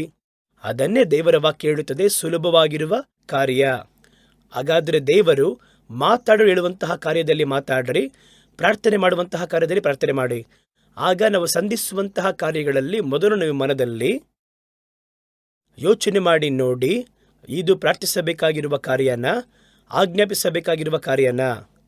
ಈ ಸಮಸ್ಯೆ, ಈ ಕಾರ್ಯಕ್ಕೆ ದೇವರನ್ನು ನೋಡಿ ಮಾತಾಡಬೇಕಾ, ಸಮಸ್ಯೆ ನೋಡಿ ಮಾತಾಡಬೇಕಾ, ಅಥವಾ ಸಮಸ್ಯೆಯಲ್ಲಿ ಬಾಧೆಗೆ ಒಳಗಾದವರನ್ನ ನೋಡಿ ಮಾತಾಡಬೇಕಾ? ಮೊದಲು ಅದನ್ನು ನಿಧಾನಿಸಿಕೊಂಡವರಾಗಿ ಅದನ್ನು ಅಪ್ಲೈ ಮಾಡಿದ್ರೆ ಅದು ಹಾಗೆ ನಡೆಯುತ್ತೆ ಎಂಬುದಾಗಿ ಯೇಸು ನಮಗೊಂದು ಅಶ್ಯೂರೆನ್ಸ್ ಕೊಟ್ಟಿದ್ದಾರೆ. ನೀವು ಅದನ್ನು ಹಾಗೆ ಕೈಗೊಳ್ಳುವುದಾದರೆ ನಡೆಯುತ್ತೆ. ಅದರ ದೇವರು ಹೇಳಿದಂಥ ಮಾತು. ಹಾಗಾದರೆ ಏನು ನೋಡಿ ಮಾತಾಡಬೇಕು ಅದನ್ನು ನೋಡಿ ಮಾತಾಡಬೇಕು. ಕೆಲವು ಸಮಯದಲ್ಲಿ ದೇವರ ಬಳಿಯಲ್ಲಿ ಮೊದಲು ಪ್ರಾರ್ಥನೆ ಮಾಡಿ, ದೇವರ ಬಳಿಯಲ್ಲಿ ಆ ಕಟ್ಟಳೆ ಇಡುವಂತಹ ಅಧಿಕಾರವನ್ನಾಗಲಿ, ನೀನು ಹೋಗಿ ಕಟ್ಟಳೆ ಇಡು ಎನ್ನುವಂತಹ ಮಾತನ್ನು ಕೇಳಿ ಕಟ್ಟಳೆ ಇಡುವಂಥದ್ದು ಇದೆ. ಒಂದೇ ಸಮಸ್ಯೆಗೆ ಪ್ರಾರ್ಥನೆ ಮಾಡ್ತಾರೆ, ಕಟ್ಟಳೆ ಕೂಡ ಕೊಡ್ತಾರೆ. ಆ ಒಂದು ಪ್ರಾರ್ಥನೆಯಲ್ಲಿ ದೇವರು ಅವರಿಗೆ ನೀನು ಹೋಗಿ ಆಜ್ಞಾಪಿಸು ಎಂಬುದಾಗಿ ಅವರನ್ನು ಕಳುಹಿಸುವಂತಹ ಕಾರ್ಯವನ್ನು ನಾವು ನೋಡ್ತೀವಿ. ಎಲ್ಲಿ? ಅದರಲ್ಲಿ ಮೋಶೆ ಅರಣ್ಯಕಾಂಡ 20ನೇ ಅಧ್ಯಾಯ 7ನೇ ವಾಕ್ಯದಲ್ಲಿ ಮೊದಲು ಈಗ ಮೋಶೆ ದೇವರನ್ನು ನೋಡಿ ಮಾತಾಡ್ತಾರೆ. ದೇವರೇ, ಜನಗಳು ನೀರು ದಾಹದಿಂದಲೂ ಕಷ್ಟಪಡ್ತಾ ಇದ್ದಾರೆ, ನನಗೆ ವಿರುದ್ಧವಾಗಿ ಕಲ್ಲನ್ನು ತೆಗೆದುಕೊಂಡಿದ್ದಾರೆ. ಇಲ್ಲಿ ದೊಡ್ಡ ಸಮಸ್ಯೆಯಾಗಿ ಮಾರ್ಪಟ್ಟು ಅದು ನಡೆಯುವಂಥದ್ದಾಗಿದೆ. ನಾನು ಅವಾಗ ಏನು ಮಾಡಬೇಕು ಎಂಬುದಾಗಿ ದೇವರ ಬಳಿ ಪ್ರಾರ್ಥನೆ ಮಾಡ್ತಾರೆ. ಆಗ 7ನೇ ವಾಕ್ಯ ಹೇಳುತ್ತದೆ, ದೇವರು ಮೋಶೆಯನ್ನು ನೋಡಿ, ನೀನು ಕೋಲನ್ನು ತೆಗೆದುಕೊಂಡು ನೀನು ನಿನ್ನ ಸಹೋದರನಾಗಿರುವ ಆರೋನನ್ನು ಸಭೆಯಾಗಿ ಕೂಡುವಂತೆ ಮಾಡಿ ಅವರ ಕಣ್ಗಳ ಮುಂಭಾಗದಲ್ಲಿ ಬಂಡೆಯನ್ನು ನೋಡಿ ಮಾತಾಡು, ಕಟ್ಟಳಿಕೊಳ್ಳು ಬಂಡೆಗೆ. ಆಗ ಅದು ತನ್ನ ಬಳಿ ಇರುವಂತಹ ನೀರನ್ನು ಕೊಡುತ್ತದೆ. ಈ ರೀತಿ ನೀವು ಅವರಿಗೆ ಬಂಡೆಯಿಂದ ನೀರನ್ನು ಹೊರಡುವಂತೆ ಮಾಡಿ ಸಭೆಯವರಿಗೂ ಅವರ ಮೃಗರಾಶಿಗಳಿಗೂ ಅವರು ಕುಡಿಯಲು ಕೊಡುತ್ತೀರಿ ಎಂಬುದಾಗಿ ಹೇಳ್ತಾರೆ. ಏನು ದೇವರೇ, ನಾವು ಹೊರಟ ಸಂದರ್ಭದಲ್ಲಿ ನೀವು ಹೇಳಿದ್ರಿ, ನಾನು ನಿಮಗೆ ಎಲ್ಲವನ್ನ ಮಾಡ್ತೀನಿ, ಯುದ್ಧವನ್ನು ಮಾಡ್ತೀನಿ, ನೀವು ಸುಮ್ಮನಿರಿ ಅಂತ ಹೇಳಿದ್ರಲ್ಲ. ಆದರೆ ಈಗ ನಿಮ್ಮ ಬಳಿ ಬಂದು ನಾವು ಪ್ರಾರ್ಥನೆ ಮಾಡಿದರೆ ನೀವೇನು ಹೇಳ್ತಾ ಇದ್ದೀರಾ? ನೀವು ಒಂದು ಕಾರ್ಯವನ್ನು ಮಾಡದೆ ನನ್ನನ್ನು ಕಳುಹಿಸ್ತಾ ಇದ್ದೀರಾ. ನೋಡಿ, ಈ ಸ್ಥಳದಲ್ಲಿ ಅವರನ್ನು ಕಳುಹಿಸುತ್ತಾರೆ. ನೀನು ಹೋಗಿ ಆ ಬಂಡೆಯನ್ನು ನೋಡಿ ಮಾತಾಡು ಎಂಬುದಾಗಿ ಹೇಳ್ತಾರೆ. ಒಬ್ಬ ಮನುಷ್ಯನ ಬಳಿಯಲ್ಲಿ ಮಾತಾಡಬಹುದು, ಆ ಬಂಡೆಯಲ್ಲಿ ನೀರಿದೆ, ಆ ನೀರನ್ನು ಕೊಡು ಎಂಬುದಾಗಿ ಮಾತಾಡು. ಆಗ ಅದು ತನ್ನ ಬಳಿ ಇರುವಂತಹ ನೀರನ್ನು ಕೊಡುತ್ತದೆ. ಒಬ್ಬ ವ್ಯಕ್ತಿಯ ಬಳಿ ಮಾತಾಡುವ ರೀತಿಯಲ್ಲಿ ಒಂದು ಬಂಡೆ ಹತ್ರ ಮಾತಾಡೋಕ್ಕೆ ಸಾಧ್ಯನಾ? ಮನುಷ್ಯರ ಬಳಿಯಲ್ಲಿ, ಆಯಾ ಭಾಷೆ ಮಾತಾಡುವವರ ಬಳಿಯಲ್ಲಿ ಆ ಭಾಷೆ ಮಾತಾಡೋಕ್ಕೆ ಸಾಧ್ಯ ಆಗುತ್ತೆ. ಇದು ಒಂದು ಕಲ್ಲಿನ ಬಂಡೆ. ಆ ಬಂಡೆಯ ಬಳಿಯಲ್ಲಿ ನಾವು ಮಾತಾಡೋಕ್ಕೆ ಸಾಧ್ಯನಾ? ಮಾತಾಡಿದ್ರೆ ಅದು ಕೇಳುತ್ತದೆ. ಅದು ಕರ್ತನಿಂದ ನಿಮಗೆ ಏರ್ಪಡಿಸಲ್ಪಟ್ಟಂತಹ ಅಧಿಕಾರದಿಂದ ಹೊರಡುವಂತಹ ಮಾತಾಗಿದ್ದರೆ ಕೇಳುತ್ತೆ. ಯೇಸು ಗಾಳಿಯನ್ನು, ಬಿರುಗಾಳಿಯನ್ನು ನೋಡಿ ಒಬ್ಬ ಮನುಷ್ಯನ ಬಳಿ ಮಾತಾಡುವ ರೀತಿಯಲ್ಲಿ ಮುರಿಯಬೇಡ, ಮೌನವಾಗಿರು ಎಂಬುದಾಗಿ ಹೇಳಿ ಆ ಗಾಳಿಯನ್ನು, ಸಮುದ್ರವನ್ನು ನೋಡಿ ಮಾತಾಡಿದ್ರಲ್ಲ. ಹಾಗಾದರೆ ನಾವೇ ಕುಳಿತು ಆ ಗಾಳಿಗೆ ಕಿವಿ ಇದೆಯಾ, ಸಮುದ್ರಕ್ಕೆ ಕಿವಿ ಇದೆಯಾ, ಹಿಂಗೆಲ್ಲ ಯೋಚನೆ ಮಾಡ್ತಾ ಇದ್ದೀವಿ. ಆದರೆ ದೇವರು ಹೇಳುತ್ತಾರೆ, ಮನುಷ್ಯನ ಮಾತು ಅದು ಕೇಳಿಸಲ್ಲ, ಅದು ಸತ್ಯವೇ. ನೀವು ನಾನು ಹೋಗಿ ಮಾತಾಡಿದರೆ ಆ ಮಾತು ಬೆಟ್ಟಕ್ಕೂ ಅದು ಕೇಳಿಸಲ್ಲ, ಗಾಳಿಗೂ ಕೇಳಿಸಲ್ಲ, ಸಮುದ್ರಕ್ಕೂ ಕೇಳಿಸಲ್ಲ. ನೀವು ಮಾತಾಡುವುದು ಅರ್ಥವಾಗುವುದಿಲ್ಲ. ಆದರೆ ನೀವು ಮಾತಾಡುವುದು ದೇವರ ಮಾತಾಗಿದ್ದರೆ, ದೇವರ ಬಳಿಯಿಂದ ಹೊಂದಿಕೊಂಡಿರುವಂತಹ ಅಧಿಕಾರದಿಂದ ಉಂಟಾಗುವಂತಹ ಮಾತಾಗಿದ್ದರೆ, ಅದರಲ್ಲಿ ಆತ್ಮದ ಅಭಿಷೇಕ ಅಲ್ಲಿದ್ದರೆ, ಆ ಮಾತು ಬೇರೆ ಯಾವ ಭಾಷೆಯಿಂದ ಹೊರಟರೂ ಕೂಡ ಅವುಗಳಿಗೆ ಅದು ಕಿವಿಗೊಡುತ್ತದೆ. ಯಾಕೆಂದರೆ ಅವುಗಳೆಲ್ಲ ಕರ್ತನ ವಾಕ್ಯದಲ್ಲಿ ಉಂಟು ಮಾಡಲ್ಪಟ್ಟವುಗಳು. ಆ ವಾಕ್ಯವನ್ನು ಕೇಳಿದ ಕೂಡಲೇ ಅದು ಗುರುತನ್ನು ಕಂಡುಹಿಡಿಯುತ್ತೆ, ಇದು ದೇವರ ಶಬ್ದವಲ್ಲವೇ. ದೇವರ ಮನುಷ್ಯ ಅವರ ಬಳಿಯಿಂದ ಹೊಂದಿಕೊಂಡಿರುವಂತಹ ಆಜ್ಞೆಯನ್ನು ಬಳಸ್ತಾ ಇದ್ದಾನೆ. ಆ ಮಾತನ್ನು ಅದು ಅರ್ಥ ಮಾಡಿಕೊಳ್ಳುತ್ತದೆ. ಅವುಗಳೆಲ್ಲ ದೇವರ ಮಾತಲ್ಲಿ ಉಂಟು ಮಾಡಲ್ಪಟ್ಟಂಥವುಗಳು. ಹಾಗಾದರೆ ಆ ಮಾತನ್ನು ಪ್ರಯೋಗ ಮಾಡಬೇಕು. ದೇವರು ಹೇಳ್ತಾರೆ ನೋಡಿ, ಮನುಷ್ಯನ ಬಳಿ ಕೇಳುವ ರೀತಿಯಲ್ಲಿ ಆ ಬಂಡೆಯ ಬಳಿ ಹೋಗಿ ಕೇಳಪ್ಪ, ಅದನ್ನು ನೋಡಿ ನೀವು ಮಾತನಾಡಿರಿ, ಅದು ನಿಮಗೆ ತಮ್ಮ ಬಳಿ ಇರುವಂತಹ ನೀರನ್ನು ಕೊಡುತ್ತದೆ ಎಂಬುದಾಗಿ ಹೇಳಿದರು. ಹಾಗಾದರೆ ಈ ರೀತಿ ಸಮಸ್ಯೆಯನ್ನು ನೋಡಿ ಮಾತನಾಡಿದಂತಹ ಸಂಭವಗಳು ಉಂಟು. ನೋಡ್ರಿ, ಯೇಸು ಒಂದು ದೆವ್ವವನ್ನು ನೋಡಿ ಮಾತಾಡಿದ್ರು ಸುಮ್ಮನೆ ಕುಳಿತು ಜಾಲಿಯಾಗಿ ಕತೆ ಮಾತಾಡ್ತಿರಲಿಲ್ಲ. ಅವನನ್ನು ಗದರಿಸಿ ಮಾತಾಡಿದರು, ಅದಕ್ಕೆ ಆಜ್ಞೆಯನ್ನು ಕೊಟ್ಟರು. ಆ ಸ್ಥಳದಲ್ಲಿ ದೆವ್ವ ಹಿಡಿದ ಒಬ್ಬನು ಆಡ್ತಾ ಇರಬೇಕಾದ್ರೆ ಯೇಸು ಬಂದು, ದೇವರೇ, ಪರಲೋಕದಲ್ಲಿ ತಂದೆಯಾದ ದೇವರೇ, ಈ ದೆವ್ವವನ್ನು ಹೇಗಾದರೂ ನೀವು ಓಡಿಸಿ ಬಿಡಿ ಅಂತ ಹೇಳಲಿಲ್ಲ. ದೇವರು ಹೇಳ್ತಾರೆ, ನಿನ್ನ ಕೈಯಲ್ಲಿಯೇ ಅಧಿಕಾರವನ್ನು ಇಟ್ಟಿದ್ದೇನೆ, ನಿನ್ನ ಕೈಯಲ್ಲಿ ಆಯುಧವನ್ನು ಇಟ್ಕೊಂಡಿದೀಯಾ, ಮತ್ತ್ಯಾಕೆ ನನ್ನ ನೋಡಿ ಕರಿತಾ ಇದೆಯಾ? ಆ ಅಧಿಕಾರವನ್ನು ಉಪಯೋಗ ಮಾಡಿ ನೀನೇ ಮಾತಾಡು ಎಂಬುದಾಗಿ ದೇವರು ಹೇಳುತ್ತಾರೆ. ಯೇಸು ನೋಡಿ ದೆವ್ವವನ್ನು ಗದರಿಸಿ ಕೊಟ್ಟಂತಹ ಆಜ್ಞೆ. ಮಾರ್ಕನ ಸುವಾರ್ತೆ 1ನೇ ಅಧ್ಯಾಯ 23-24. ಅವರ ಪ್ರಾರ್ಥನೆಯ ಆಲಯದಲ್ಲಿ ಅಶುದ್ಧ ಆತ್ಮ ಇರುವಂಥ ಒಬ್ಬ ಮನುಷ್ಯನಿದ್ದನು. ಅವನು, ಅಯ್ಯೋ ನಜರೇತಿನ ಯೇಸುವೆ, ನಮಗೂ ನಿಮಗೂ ಏನು? ನಮ್ಮನ್ನು ಕೆಡಿಸುವುದಕ್ಕೆ ಬಂದ್ರಿ, ನಿಮ್ಮನ್ನು ಇಂಥವರು ಎಂಬುದಾಗಿ ನಾನು ಅರಿತಿದ್ದೇನೆ, ನೀವು ದೇವರ ಪರಿಶುದ್ಧನೆಂಬುದಾಗಿ ಶಬ್ದ ಬಿಟ್ಟಿತು. ಯೇಸು ಈಗ ತಂದೆಯ ಬಳಿ ಮಾತಾಡಿದರೆ ಅದು ಪ್ರಾರ್ಥನೆ, ಮನುಷ್ಯರ ಬಳಿ ಮಾತಾಡಿದ್ರೆ ಅದು ಅವರಿಗೆ ಕೊಡುವಂತಹ ಒಂದು ಟೀಚಿಂಗ್, ಒಂದು ಪ್ರಸಂಗ. ಇವಾಗ ನೋಡಿ, ಸಮಸ್ಯೆ ನೋಡಿ ಮಾತಾಡ್ತಾ ಇದ್ದಾರೆ, ಅದು ಆಜ್ಞೆ. ಏನು ಹೇಳ್ತಾರೆ? ನೀನು ಮಾತನಾಡದೆ ಯಾರ ಬಳಿ ಮಾತಾಡ್ತಾ ಇದ್ದಾರೆ? ದೆವ್ವದ ಬಳಿ ಮಾತಾಡ್ತಾ ಇದ್ದಾರೆ. ನೀನು ಮಾತಾಡದೆ ಇವನನ್ನು ಬಿಟ್ಟು ಹೊರಟು ಹೋಗು ಎಂಬುದಾಗಿ ಹೇಳಿದರು, ಎಂಬುದಾಗಿ ಅದನ್ನು ಗದರಿಸಿದರು. ತಕ್ಷಣ ಆ ದೆವ್ವ ಅವನನ್ನು ಬಿಟ್ಟು ನೀಗಿ ಹೋಯಿತು. ನೋಡಿದ್ರ? ಹಾಗಾದರೆ ದೆವ್ವವನ್ನು ನೋಡಿ ಮಾತಾಡಬೇಕು. ಪಿಶಾಚನು ನಮ್ಮನ್ನು ಎದುರುಗೊಂಡು ಬರುವ ಸಂದರ್ಭದಲ್ಲಿ ಅಲ್ಲಿ ಮೊಣಕಾಲೂರಿ ಪ್ರಾರ್ಥನೆ ಮಾಡ್ತಿರಬಾರ್ದು. ಸೈತಾನ ನೋಡುತ್ತಾನೆ, ಇವನ ಕೈಯಲ್ಲಿ ಆಯುಧ ಇದೆಯಲ್ಲ, ಇವನೇ ನಮ್ಮನ್ನು ಓಡಿಸೋಕ್ಕೆ ಸಾಧ್ಯ, ಆ ಆಯುಧವನ್ನು ದೇವರೇ ಕೊಟ್ಟಿದ್ದಾರೆ, ಅವನಿಗೆ ದೇವರ ಬಳಿಯಿಂದ ಹೊಂದಿಕೊಂಡಿರುವಂತಹ ಆ ಆಯುಧದ ಮೇಲೆ ನಂಬಿಕೆ ಇಲ್ಲ, ಅದನ್ನು ಉಪಯೋಗ ಮಾಡುವಂತಹ ಜ್ಞಾನವಿಲ್ಲ. ಅವನು ಪ್ರಾರ್ಥನೆ ಮಾಡಿದನಲ್ವಾ, ದೇವರನ್ನೆಲ್ಲ ಕರಿತಾ ಇದ್ದಾನೆ, ತನ್ನ ಕೈಯಲ್ಲಿ ಕತ್ತಿಯನ್ನು ಹಿಡ್ಕೊಂಡು. ದೇವರು ಹೇಳ್ತಾರೆ, ನೀನೇ ಕತ್ತರಿಸು, ನೀನೇ ಅದನ್ನು ಓಡಿಸು ಅಂತ ಹೇಳ್ತಾರೆ. ನೀವು ಮೊಣಕಾಲು ಉರಿದ ತಕ್ಷಣ ಸಹಿತ ಅರ್ಥ ಮಾಡ್ಕೋತಾನೆ. ತನ್ನ ಕೈಯಲ್ಲಿ ದೇವರು ಕೊಟ್ಟಂತಹ ಅಧಿಕಾರವನ್ನು, ಅದರ ಕುರಿತು ನಂಬಿಕೆ ಅವನಿಗಿಲ್ಲ. ತನ್ನ ಕೈಯಲ್ಲಿರುವಂತಹ ಅಧಿಕಾರದ ಕುರಿತು ನಂಬಿಕೆ ಇಲ್ಲ ಅಂದರೆ ಇವನು ಮಾಡುವ ಪ್ರಾರ್ಥನೆಯಲ್ಲಿ ಯಾವ ನಂಬಿಕೆ ಇರುತ್ತೆ? ಆಗ ಇವನಿಂದ ನನ್ನನ್ನು ಜಯಿಸಕ್ಕಾಗಲ್ಲ. ಕೈಯಲ್ಲಿ ದೇವರು ಕೊಟ್ಟು ಮಾತಾಡಿ ಕಳುಹಿಸಿದ್ದಾರೆ, ಅದರ ಮೇಲೆ ನಂಬಿಕೆ ಇಲ್ವಂತೆ. ಆ ರೀತಿ ಇರುವವನು ಹೇಗೆ ಪರಲೋಕದಲ್ಲಿರುವಂತಹ ದೇವರ ಬಳಿ ಮಾತಾಡ್ತಾನಲ್ಲ, ಆ ಒಂದು ನಂಬಿಕೆ ಹೆಂಗೆ ಉಪಯೋಗ ಆಗುತ್ತೆ? ಆಗ ಸೈತಾನನಿಗೆ ಗೊತ್ತಾಗುತ್ತೆ, ಇವನು ಎಷ್ಟು ಕುಳಿತು ಪ್ರಾರ್ಥನೆ ಮಾಡಿದ್ರು ಕೂಡ, ಹಾಗೆ ಫಾಸ್ಟಿಂಗ್ ಇದ್ದು ಕಣ್ಣೀರು ಸುರಿಸಿದ್ರು ಕೂಡ ಇವನಿಂದ ಜಯಿಸಕ್ಕಾಗಲ್ಲ.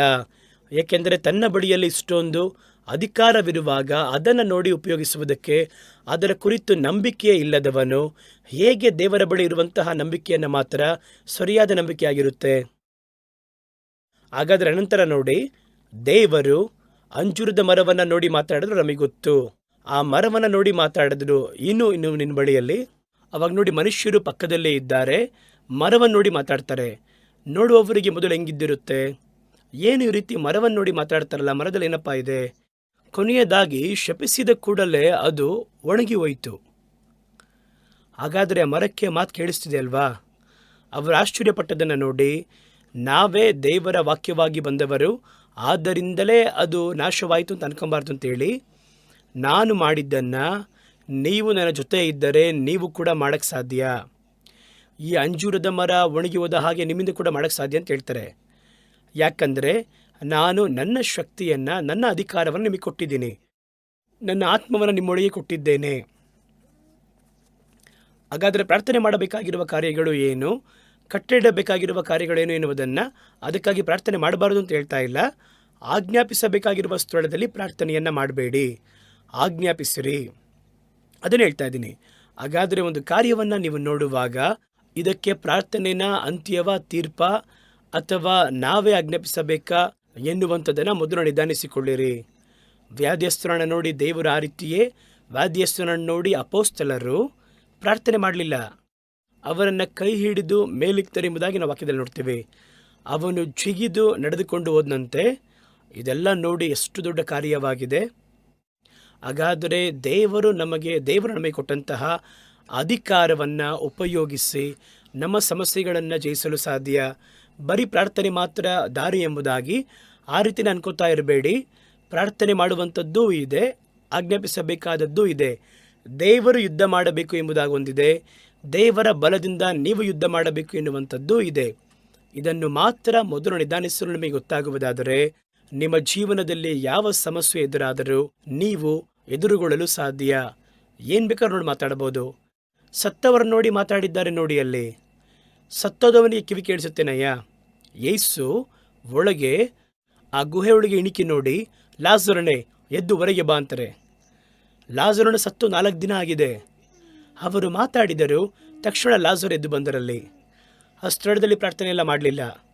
ನೋಡ್ರಿ, ಯೋಹಾನನ ಸುವಾರ್ತೆ 11ನೇ ಅಧ್ಯಾಯ 40-45 ಹೇಳುತ್ತದೆ, ಯೇಸು ಅವಳನ್ನು ನೋಡಿ, ನೀನು ನಂಬಿದರೆ ದೇವರ ಮಹಿಮೆಯನ್ನು ಕಾಣುವಿ ಎಂಬುದಾಗಿ ನಾನು ನಿಮಗೆ ಹೇಳಲಿಲ್ವಾ ಅಂತ ಕೇಳ್ತಾರೆ. ಆಗ ಸತ್ತವನು ಇಡಲ್ಪಟ್ಟಂತಹ ಸ್ಥಳದಿಂದ ಕಲ್ಲನ್ನು ಉರುಳಿಸಿದರು. ಯೇಸು ತಮ್ಮ ಕಣ್ಗಳನ್ನು ಪರಲೋಕದ ಕಡೆಗೆ ನೋಡಿ, ತಂದೆಯೇ, ನನಗೆ ಕಿವಿಗೊಟ್ಟದಕ್ಕೋಸ್ಕರವಾಗಿ ನಿಮಗೆ ಸ್ತೋತ್ರ ಸಲ್ಲಿಸುತ್ತೇನೆ. ನೀವು ಕಿವಿಗೊಡಿ ದೇವರೇ, ನನ್ನ ಕೇಳಿ ಅಂತ ಹೇಳ್ತಾ ಇಲ್ಲ, ಕಿವಿಗೊಟ್ಟು ಅಧಿಕಾರವನ್ನು ಕೊಟ್ಟಿದ್ದೀರಲ್ಲಪ್ಪ, ಅದಕ್ಕೋಸ್ಕರವಾಗಿ ನಿಮಗೆ ಸ್ತೋತ್ರ ಅಷ್ಟೇ. ನೀವು ಯಾವಾಗಲೂ ಕಿವಿಗೊಡುತ್ತೀರಿ ಎಂಬುದಾಗಿ ನಾನು ಅರಿತಿದ್ದೇನೆ. ಆದರೂ ನನ್ನನ್ನು ಕಳುಹಿಸಿದಾತನ ಮಹಿಮೆ ಆವರಿಸಿರುವಂತಹ ಜನಗಳು ನಂಬುವ ರೀತಿಯಲ್ಲಿ ಅವರು ಅರಿಯುವ ಹಾಗೆ ಇದನ್ನು ಮಾಡುತ್ತೇನೆ. ಇವಾಗ ನೋಡ್ರಿ, ಅವರು ಆ ಶವವನ್ನು ನೋಡಿ ಮಾತಾಡ್ತಾರೆ. ಹೇಳಿದ ನಂತರ ಲಾಜರನೇ ಎದ್ದು ಹೊರಗೆ ಬಾ ಎಂಬುದಾಗಿ ಗಟ್ಟಿಯಾದ ಧ್ವನಿಯಲ್ಲಿ ಕೂಗಿದರು. ಆಗ ಸತ್ತವನು ಹೊರಗೆ ಬಂದನು. ನೋಡಿದ್ರಾ? ಹಾಗಾದರೆ ಸತ್ತವನ ಕಿವಿಗಳಲ್ಲಿ ಆ ವಾಕ್ಯ ಹೋಗುತ್ತದೆ. ಇದರಲ್ಲಿ 2. ಮೋಶೆ ಯಾವ ರೀತಿ ದೇವರ ಬಳಿಯಲ್ಲಿ ಮಾತಾಡಿ ಅದರ ನಂತರ ಸಮಸ್ಯೆ ನೋಡಿ ಮಾತಾಡಿದ್ರು, ಅದೇ ರೀತಿ ಯೇಸು ದೇವರ ಬಳಿ ಮಾತಾಡಿ ಸಮಸ್ಯೆಯನ್ನು ನೋಡಿ ಮಾತಾಡೋದನ್ನು ನೋಡ್ತೀವಿ ನಾವು. ಹಾಗಾದರೆ ಈ ಅನುಭವಗಳಲ್ಲಿ ಯಾವುದನ್ನು ಎಲ್ಲಿ ಅಪ್ಲೈ ಮಾಡಬೇಕು?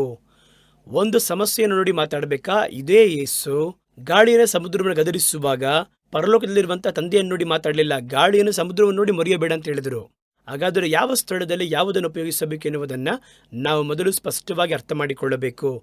ಅದನ್ನು ನಿಧಾನಿಸಿ ಆ ಕಾರ್ಯವನ್ನು ನಾವು ಮಾಡಬೇಕಾದರೆ ಕಡ್ಡಾಯವಾಗಿ ಎಲ್ಲ ಸಮಸ್ಯೆ ಜಯಿಸಲು ಸಾಧ್ಯ ಎಂಬುದಾಗಿ ಸತ್ಯವೇದ ನಮಗೆ ಅಲ್ಲಿ ಹೇಳುವಂಥದ್ದಾಗಿದೆ. ಹಾಗಾದರೆ ಇಂಥ ಕಾರ್ಯಗಳಲ್ಲಿ ನಾವೇನು ಮಾಡಬೇಕು? ಸತ್ಯವೇದದಲ್ಲಿ ನೋಡಿ, ಕರ್ತನು ನಿಮಗೆ ಕೊಟ್ಟಿರುವಂತಹ ಅಧಿಕಾರವನ್ನು ನಂಬಿರಿ. ನೀವು ಇನ್ನೂ ಮಕ್ಕಳಾಗಿ ಅಲ್ಲ, ದೇವರು ನಿಮ್ಮನ್ನು ನಂಬಿ ನೀವೇ ಕಾರ್ಯವನ್ನು ಮಾಡುವ ಹಾಗೆ ನಿಮ್ಮ ಕೈಗಳಲ್ಲಿ ಅಧಿಕಾರವನ್ನು ಕೊಟ್ಟಿದ್ದಾರೆ. ಆ ಅಧಿಕಾರವನ್ನು ನೀವು ಬಂದು ಈಗ ಪಡೆದಿದ್ದೀರಾ ಎನ್ನುವುದನ್ನು ಮೊದಲು ನಂಬಿರಿ. ಕರ್ತನು ಅದನ್ನೇ ಹೇಳಿದ್ದಾರೆ. ನೀವು ಆ ಅಧಿಕಾರವನ್ನು ಪ್ರಯೋಗ ಮಾಡಿ ನೀವು ನಂಬಿರಿ. ಶಿಷ್ಯರು ಯೇಸುವಿನ ಸುತ್ತಲೂ ಇದ್ದಾಗ ಶಿಷ್ಯರು ಒಂದು ಅದ್ಭುತವನ್ನು ಮಾಡಲಿಲ್ಲ. ಯೇಸು ಅವರನ್ನು ಅದ್ಭುತ ಮಾಡಲು ಕೂಡ ಹೇಳಲಿಲ್ಲ. ಆದರೆ ಅವರು ಹೊರಟು ಬರಬೇಕಾದರೆ ಇವರ ಜೊತೆ ಇದ್ದು 3 ವರ್ಷ ಬೆಳೆದ್ರಲ್ಲ, ಒಬ್ಬನು ದೆವ್ವ ಹಿಡಿದವನಾಗಿ ಬಂದರೂ ಯೇಸುವಿನೇ ಓಡಿಸ್ತಾ ಇದ್ರು. ಒಂದು ಸ್ಥಳದಿಂದ ಒಬ್ಬ ಮನುಷ್ಯನು ಅಥವಾ ಯಾರಾದರೂ ವ್ಯಾಧಿಯಸ್ಥನು ಬಂದರೆ ಅವರನ್ನು ಗುಣಪಡಿಸ್ತಾ ಇದ್ರು. ಇವುಗಳೆಲ್ಲ ದೇವರು ಅಧಿಕಾರವನ್ನು ಕೊಟ್ಟಿದ್ದರೂ ಕೂಡ ಇವರು ಹೋಗಿ ಅನೇಕರನ್ನ ದೊಡ್ಡ ಅದ್ಭುತವನ್ನೇನು ಅವರು ಮಾಡಲಿಲ್ಲ. ಯೇಸು ಇವುಗಳನ್ನು ಮಾಡ್ತಾರೆ. ಆದರೆ ಅವರು ಅವರ ಬಳಿಯಲ್ಲಿ ಪ್ರತ್ಯೇಕ ಅಳತೆಯಲ್ಲಿ ಬೆಳೆದ ಕೂಡಲೇ ಅವರ ಮೇಲೆ ಓದಿ ಪರಿಶುದ್ಧಾತ್ಮನನ್ನು ಹೊಂದಿಕೊಳ್ಳಿರಿ ಅಂತ ಹೇಳ್ತಾರೆ. ದೆವ್ವಗಳನ್ನು ಓಡಿಸಿರಿ ಅಂತ ಹೇಳ್ತಾರೆ. ಈ ವರಗಳನ್ನು ಕೊಟ್ಟಿದ್ದೇನೆ ಅಂತ ಹೇಳ್ತಾರೆ. ವರಗಳನ್ನು, ಶಕ್ತಿಗಳನ್ನು ಆಜ್ಞಾಪಿಸುವಂಥ ಅಧಿಕಾರವನ್ನು ದೇವರು ಕೊಟ್ಟರೆ ಅವುಗಳನ್ನು ಮೊದಲು ನಂಬಿರಿ. ಆ ರೀತಿ ನಂಬದೇ ಇರುವವನು ಏನು ಮಾಡ್ತಾನೆ ಅಂದರೆ ಯಾವ ಸಮಸ್ಯೆಯಲ್ಲಿ ಕೂಡ ಆಜ್ಞಾಪಿಸುವುದಿಲ್ಲ, ಪ್ರಾರ್ಥನೆ ಮಾಡ್ತಾನೆ. ಹಾಗಾದರೆ ನೋಡಿ, ಮೊದಲು ದೇವರು ನಮಗೆ ಕೊಟ್ಟಿರುವಂತಹ ಅಧಿಕಾರವನ್ನು, ಆಜ್ಞಾಪಿಸುವ ಅಧಿಕಾರವನ್ನು ವಿಶ್ವಾಸಿಸಿರಿ. ಎರಡನೇದಾಗಿ, ಒಂದು ಸಮಸ್ಯೆಯನ್ನು ನೋಡಬೇಕಾದ್ರೆ ಇದಕ್ಕೆ ಪ್ರಾರ್ಥನೆ ಮಾಡಬೇಕಾ ಅಥವಾ ನಮ್ಮ ಅಧಿಕಾರವನ್ನು ಪ್ರಯೋಗ ಮಾಡಿ ಆಜ್ಞಾಪಿಸಬೇಕಾ ಎನ್ನುವಂಥದ್ದನ್ನು ನಿಧಾನಿಸಿರಿ. ಮೊದಲು ದೆವ್ವದ ಮುಂದೆ ಹೋಗಿ ನಿಂತು ಮೊಣಕಾಲು ಹಾಕಬೇಡಿ. ಇಲ್ಲ, ನಾವು ದೇವರನ್ನು ನೋಡಿ ಮೊಣಕಾಲೆ ಹಾಕಬೇಡಿ. ಆ ಸ್ಥಳದಲ್ಲಿ ಸೈತಾನನನ್ನು ನೋಡಿ ಅಧಿಕಾರವನ್ನು ಉಪಯೋಗಿಸಿರಿ. ಸೈತಾನನ ಮುಂದೆ ನಿಂತರೆ ಆಜ್ಞಾಪಿಸಿರಿ. ಸತ್ಯವೇದ ಅದನ್ನೇ ಹೇಳುತ್ತೆ, ದೆವ್ವ ಬರಬೇಕಾದ್ರೆ ಎದುರಿಸಿ ನಿಲ್ಲರಿ, ಆಗ ಅವನು ನಿಮ್ಮನ್ನು ಬಿಟ್ಟು ಓಡಿ ಹೋಗುತ್ತಾನೆ ಎನ್ನುವುದು ದೇವರ ವಾಕ್ಯ. ಮೂರನೇ ಕಾರ್ಯ ನೋಡಿ, ಆಜ್ಞಾಪಿಸಲ್ಪಡಬೇಕಾಗಿರುವ ಕಾರ್ಯದಲ್ಲಿ ಸಮಸ್ಯೆಗಳಿಗೆ ಆಜ್ಞಾಪಿಸಬೇಕಾ ಅಥವಾ ಆ ಸಮಸ್ಯೆಯಲ್ಲಿ ಬಾಧಿಸಲ್ಪಟ್ಟವನಿಗೆ ಆಜ್ಞಾಪಿಸಬೇಕಾ ಎಂಬುದನ್ನು ತೀರ್ಮಾನಿಸಿರಿ. ಇದೆಲ್ಲ ಒಂದು 10 ಸೆಕೆಂಡ್ ಒಳಗೆ ನಾವು ಮಾಡ್ಬೋದು. ಅದರ ನಂತರ ಯಾವ ಸಮಸ್ಯೆಯನ್ನು ಯಾವ ರೀತಿ ನಾವು ಕೈಗೊಳ್ಳಬೇಕೋ ಆ ರೀತಿ ಸರಿಯಾಗಿ ಕೈಗೊಳ್ಳುವುದಾದರೆ ಖಂಡಿತವಾಗಿ ಆ ಸಮಸ್ಯೆ ಗೋಲಿಯಾತನು ಬಿದ್ದ ಹಾಗೆ ಬಿದ್ದು ಹೋಗುತ್ತದೆ. ಇದು ನಮಗೆ ಗೊತ್ತಿಲ್ಲದೆ ಇರೋದರಿಂದ ಇಲ್ಲಿ ಸುತ್ತೋದು ಅಲ್ಲಿ ಸುತ್ತೋದು, ಇದನ್ನು ಮಾಡೋಣ ಅದನ್ನು ಮಾಡೋಣ ಎಂಬುದಾಗಿ ಯೋಚನೆ ಮಾಡುವಂಥದ್ದು, ಸರಿಯಾದ ಕ್ರಮದಲ್ಲಿ ದೇವರ ಶಕ್ತಿಯನ್ನು, ವರಗಳನ್ನು, ವಾಗ್ದಾನಗಳನ್ನು, ಅಧಿಕಾರವನ್ನು ಉಪಯೋಗಿಸಲು ಗೊತ್ತಾಗಬೇಕು. ಎಲ್ಲ ಕಾರ್ಯದಲ್ಲಿಯೂ ಆಜ್ಞಾಪಿಸೋಕ್ಕಾಗಲ್ಲ. ಪ್ರಾರ್ಥನೆ ಮಾಡುವ ಸ್ಥಳದಲ್ಲಿ ಪ್ರಾರ್ಥನೆ ಮಾಡಬೇಕು. ಕಟ್ಟಳೆ ಇಡಬೇಕಾಗಿರುವ ಕಾರ್ಯದಲ್ಲಿ ಕಟ್ಟಳೆಯನ್ನು ಕೊಡಬೇಕು. ಅವುಗಳನ್ನು ನಿಧಾನಿಸಿ ಅರ್ಥ ಮಾಡಿಕೊಳ್ಳಲು ಮುಂದಾದರೆ ನಿಮ್ಮ ಸೇವೆಯೂ ಸರಿ, ನಿಮ್ಮ ಕ್ರೈಸ್ತೀಯ ಜೀವನವೂ ಸರಿ, ಯಾವಾಗಲೂ ಕೂಡ ಶಕ್ತಿ ಉಳ್ಳದ್ದಾಗಿ ಜಯ ಹೊಂದುವಂಥದ್ದಾಗಿರುತ್ತದೆ ಎಂಬುದಾಗಿ ಸತ್ಯವೇದ ನಮಗೆ ಜವಾಬ್ದಾರಿ ಕೊಡುತ್ತದೆ. ಕಣ್ಗಳ ಮುಚ್ಚಿ ಚಿಕ್ಕ ಪ್ರಾರ್ಥನೆ ಮಾಡೋಣವಾ? ಕರ್ತನ ಬಳಿಯಲ್ಲಿ ಕೇಳಿದಂಥ ಒಳ್ಳೆ ವಾಕ್ಯಕ್ಕೋಸ್ಕರವಾಗಿ ನಮ್ಮ ಜೀವಿತವನ್ನು ಶಕ್ತಿ ಉಳ್ಳದ್ದಾಗಿ, ಯೋಗ್ಯತೆ ಉಳ್ಳದ್ದಾಗಿ, ಬಿಡುಗಡೆ ಉಳ್ಳದ್ದಾಗಿ ಮಾರ್ಪಡಿಸುವಂಥ ಜೀವನ, ಆ ಒಂದು ವಾಕ್ಯಕ್ಕೋಸ್ಕರವಾಗಿ ದೇವರಿಗೆ ಸ್ತೋತ್ರ ಮಾಡಲಿದ್ದೇವೆ. ಪ್ರೀತಿಯು ಕೃಪೆಯು ತುಂಬಿರುವಂತಹ ಪರಲೋಕದ ಪರಮ ತಂದೆಯೇ, ನಾವು ಮಾತಾಡಿಕೊಂಡ ರೀತಿಯಲ್ಲಿ ನಾವು ಸಂಧಿಸುವಂತಹ ಪ್ರತಿ ಹೋರಾಟಕ್ಕೂ ಒಂದೊಂದು ವಿಧವಾಗಿರುವಂತಹ ಕಾರ್ಯವಿದೆ ಎನ್ನುವುದನ್ನು ನಮಗೆ ಪ್ರಕಟಿಸಿ ತೋರಿಸಿದ್ದೀರಾ. ಅಂಜೂರದ ಮರದ ಕೆಳಗೆ ಒಂದು ಅದ್ಭುತವನ್ನು ಮಾಡಿ ನೀವು ಹಾದು ಹೋಗದೆ ಆ ಅಂಜೂರದ ಮರದ ಕೆಳಗೆ ಒಂದು ಪಾಠವನ್ನು ಕಲಿಸಿಕೊಟ್ರಲ್ಲ. ನಿಮ್ಮ ಶಿಷ್ಯರು ನೋಡಿದಂತಹ ದೃಶ್ಯವನ್ನಿಟ್ಟು ಅವರು ಕಲಿಯಬೇಕಾಗಿರುವ ಕಾರ್ಯವನ್ನು ಕಲಿಸಿಕೊಟ್ಟ ರೀತಿಯಲ್ಲಿ ಇವತ್ತು ಕೂಡ ನಮ್ಮ ಬಳಿಯಲ್ಲಿ ಆಜ್ಞೆಗಳ ಕುರಿತಾಗಿ ಹೊಸ ಕಾರ್ಯವನ್ನು ಕಲಿಸಿಕೊಟ್ಟಿದ್ದೀರಾ ದೇವರೇ. ಪ್ರಾರ್ಥನೆ ಮಾಡಬೇಕಾಗಿರುವ ಪ್ರಾರ್ಥನೆಗೆ ಪ್ರಾರ್ಥನೆ ಮಾಡಬೇಕು. ಪ್ರಾರ್ಥನೆ ಮಾಡುವುದು ಇಂಥದ್ದೆಂಬುದಾಗಿ, ಕಟ್ಟಳೆ ಇಡಲ್ಪಡಬೇಕಾದುದು ಇಂಥದ್ದೆಂಬುದಾಗಿ, ಓಡಿಸಲ್ಪಡಬೇಕಾಗಿರುವುದು ಇಂಥದ್ದೆಂಬುದಾಗಿ, ನಮ್ಮ ಅಧಿಕಾರವನ್ನು ಉಪಯೋಗಿಸುವಂತಹ ಕಾರ್ಯ ಇಂಥದ್ದು ಎಂಬುದಾಗಿ ನಾವು ಅರ್ಥ ಮಾಡಿಕೊಳ್ಳಲು ನಮಗೆ ಸಹಾಯವನ್ನು ಮಾಡಿರಿ ದೇವರೇ.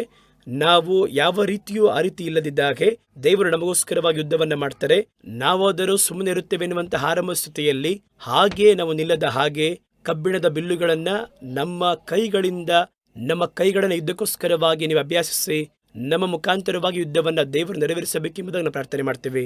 ಹೌದು ದೇವರ ರೆಫದೇಮಿನಲ್ಲಿ ಅವರು ನೇರವಾಗಿ ವಿರೋಧಿಗಳನ್ನು ಸಂಧಿಸಿದ ರೀತಿಯಲ್ಲಿ ಬರುವಂಥ ಸಮಸ್ಯೆಗಳಿಗೆ ವಿರೋಧವಾಗಿ ನಿಂತು ಆಜ್ಞಾಪಿಸಿ ಅವುಗಳನ್ನು ಜಯಿಸಿ ಸೈತಾನನ ಅಧಿಕಾರವನ್ನು, ಶಕ್ತಿಯನ್ನು ಅಟ್ಟುವಂತಹ ಸಾಮರ್ಥ್ಯವನ್ನು ನೀವು ಮಕ್ಕಳಿಗೆ ಅನುಗ್ರಹಿಸಿಕೊಡಿರಿ. ನಾನು ಅವರಿಗೆ ಹೇಳಿದ್ದು ಸ್ವಲ್ಪ, ನೀವಿದರ ಕುರಿತಾಗಿ ಅವರಿಗೆ ದೊಡ್ಡ ಕಾರ್ಯಗಳನ್ನು ಪ್ರಕಟಿಸಿ ಅವರಿಗೆ ಕಾರ್ಯಗಳು ಇಂಥದ್ದು ಎಂಬುದಾಗಿ ಕಲಿಸಿಕೊಡುವ ಹಾಗೆ ಪ್ರಾರ್ಥನೆ ಮಾಡುತ್ತೇನೆ. ಈ ವಾಕ್ಯವನ್ನು ಕೇಳಿದ ಪ್ರತಿಯೊಬ್ಬರನ್ನು ಹೆಸರಾಗಿ ಆಶೀರ್ವದಿಸಿರಿ. ನಿಮ್ಮ ಮಕ್ಕಳನ್ನು ಇನ್ನು ಮುಂದೆ ಬರುವಂತಹ ವಾರವನ್ನು ನೀವು ಅವರಿಗೆ ಆಶೀರ್ವಾದವಾಗಿ ಅನುಗ್ರಹಿಸಿಕೊಡಿರಿ. ಈ ಕುಟುಂಬದಲ್ಲಿರುವಂತಹ ಪ್ರತಿಯೊಬ್ಬರ ಮೇಲೂ ದೇವರ ಕೃಪೆ ತಂಗಿರಲಿ. ಕರ್ತನ ದಯೆ, ಮಿತಿ ಇಲ್ಲದ ಕೃಪೆಯನ್ನು ಈ ಕುಟುಂಬದಲ್ಲಿ ಈ ವಾರದಲ್ಲಿ ಇನ್ನೂ ಅಧಿಕವಾಗಿ ಅಧಿಕರಿಸಿರಿ. ಕೆಲಸಕ್ಕೆ ಹೋಗುವಂತಹ ನಿಮ್ಮ ಮಕ್ಕಳನ್ನು ಆಶೀರ್ವದಿಸಿರಿ. ಅವರು ಕೈ ಇಟ್ಟು ಮಾಡುವಂಥ ಎಲ್ಲ ಪ್ರಯಾಸಗಳು ಅವರಿಗೆ ಸಾಕಾದಾಗಿರಲಿ, ತೃಪ್ತಿಯಾದ ಜೀವಿತವನ್ನು ಅವರಿಗೆ ಅನುಗ್ರಹಿಸಿಕೊಡಿರಿ.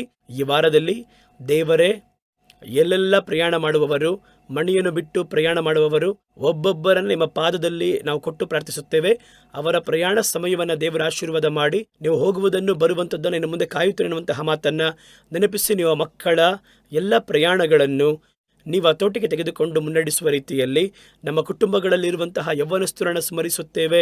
ಅವರು ಲೋಕದ ಯಾವ ಮಾಯೆಯಲ್ಲಿ ಸಿಲುಕದೆ ಅವರು ಕರ್ತನ ಬಳಿಯಲ್ಲಿ ಇನ್ನೂ ಹತ್ತಿರ ಬರುವುದಕ್ಕೆ ಅವರ ಬಳಿಯಲ್ಲಿ ದೇವರು ಹೊಸ ಕೃಪೆಯನ್ನು ಪ್ರಕಟಿಸುವ ಹಾಗೆ ಪ್ರಾರ್ಥಿಸುತ್ತೇವೆ.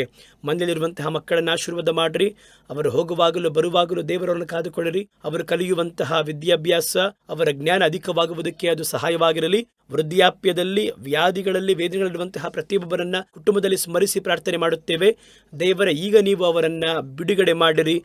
ದೇವರ ಶಕ್ತಿ ಅಲ್ಲಿ ಇಳಿಯಲಿ. ಅವರಿಗೆ ವಿರುದ್ಧವಾಗಿ ಹೋರಾಡುವ ಸಕಲ ಸೈತಾನನ ಕ್ರಿಯೆಗಳು ನಿರ್ಮೂಲವಾಗಲಿ. ದೇವನ ಕೈಗಳಲ್ಲಿ ಎಲ್ಲರನ್ನ ತಗ್ಗಿಸಿಕೊಂಡು ಒಪ್ಪಿಸಿಕೊಟ್ಟು ಪ್ರಾರ್ಥಿಸುತ್ತೇವೆ. ಯೇಸುವಿನ ನಾಮದಲ್ಲಿ ನಮ್ಮ ಪ್ರಾರ್ಥನೆಯನ್ನ ಸ್ವೀಕರಿಸಿರಿ ತಂದೆಯೇ, ಆಮೇನ್. ಕರ್ತನಾಗಿರುವ ದೇವರು ಈ ದಿನದಲ್ಲಿ ನಮ್ಮ ಸಂಗಡ ಬಹಳ ಕಾರ್ಯವನ್ನು ಪ್ರಕಟಿಸಿ ಅವರು ಮಾತಾಡಿದರು. ಪ್ರಾರ್ಥನೆ ಮಾಡುವುದು ಎನ್ನುವುದು ಬೇರೆ, ಕಟ್ಟಳೆ ಇಡುವುದು ಎನ್ನುವುದು ಬೇರೆ. ಯಾವ ಸ್ಥಳದಲ್ಲಿ ಪ್ರಾರ್ಥಿಸಬೇಕು, ಯಾವುದಕ್ಕಾಗಿ ಪ್ರಾರ್ಥಿಸಬೇಕು, ಯಾವ ಸ್ಥಳದಲ್ಲಿ ಆಜ್ಞೆಯನ್ನು ಕೊಟ್ಟು ನಾವು ದೇವರ ಬಳಿಯಿಂದ ಹೊಂದಿದ ಅಧಿಕಾರವನ್ನು ಉಪಯೋಗಿಸಬೇಕು ಎನ್ನುವುದನ್ನು ದೇವರು ನಮಗೆ ಪ್ರಕಟಿಸಿ ಹೇಳಿದರು. ನೀವು ನಿಮ್ಮ ವೈಯಕ್ತಿಕ ಜೀವನದಲ್ಲಿ ಮುಂದೆ ಸಾಗುವಾಗ ದೇವರಾತ್ಮನು ನಿಮ್ಮ ಸ್ಥಳದಲ್ಲೇ ಈ ಕಾರ್ಯಕ್ಕೆ ಆಜ್ಞಾಪನೆ ಕೊಡು, ಈ ಕಾರ್ಯಕ್ಕೆ ಪ್ರಾರ್ಥನೆ ಮಾಡು ಎಂಬುದಾಗಿ ಮುನ್ನಡೆಸುವರು. ಇನ್ನು ಮುಂದೆ ಬರುವ ವಾರದಲ್ಲಿ ಒಂದು ಹೊಸ ಸಂದೇಶದೊಂದಿಗೆ ನಿಮ್ಮನ್ನು ಭೇಟಿ ಮಾಡ್ತೀನಿ. ಅಲ್ಲಿಯವರೆಗೂ ದೇವರು ತನ್ನ ನಿಮ್ಮನ್ನು ಆಶೀರ್ವಾದ ಮಾಡಿ ಕಾಪಾಡಲಿ. ಆಮೇನ್.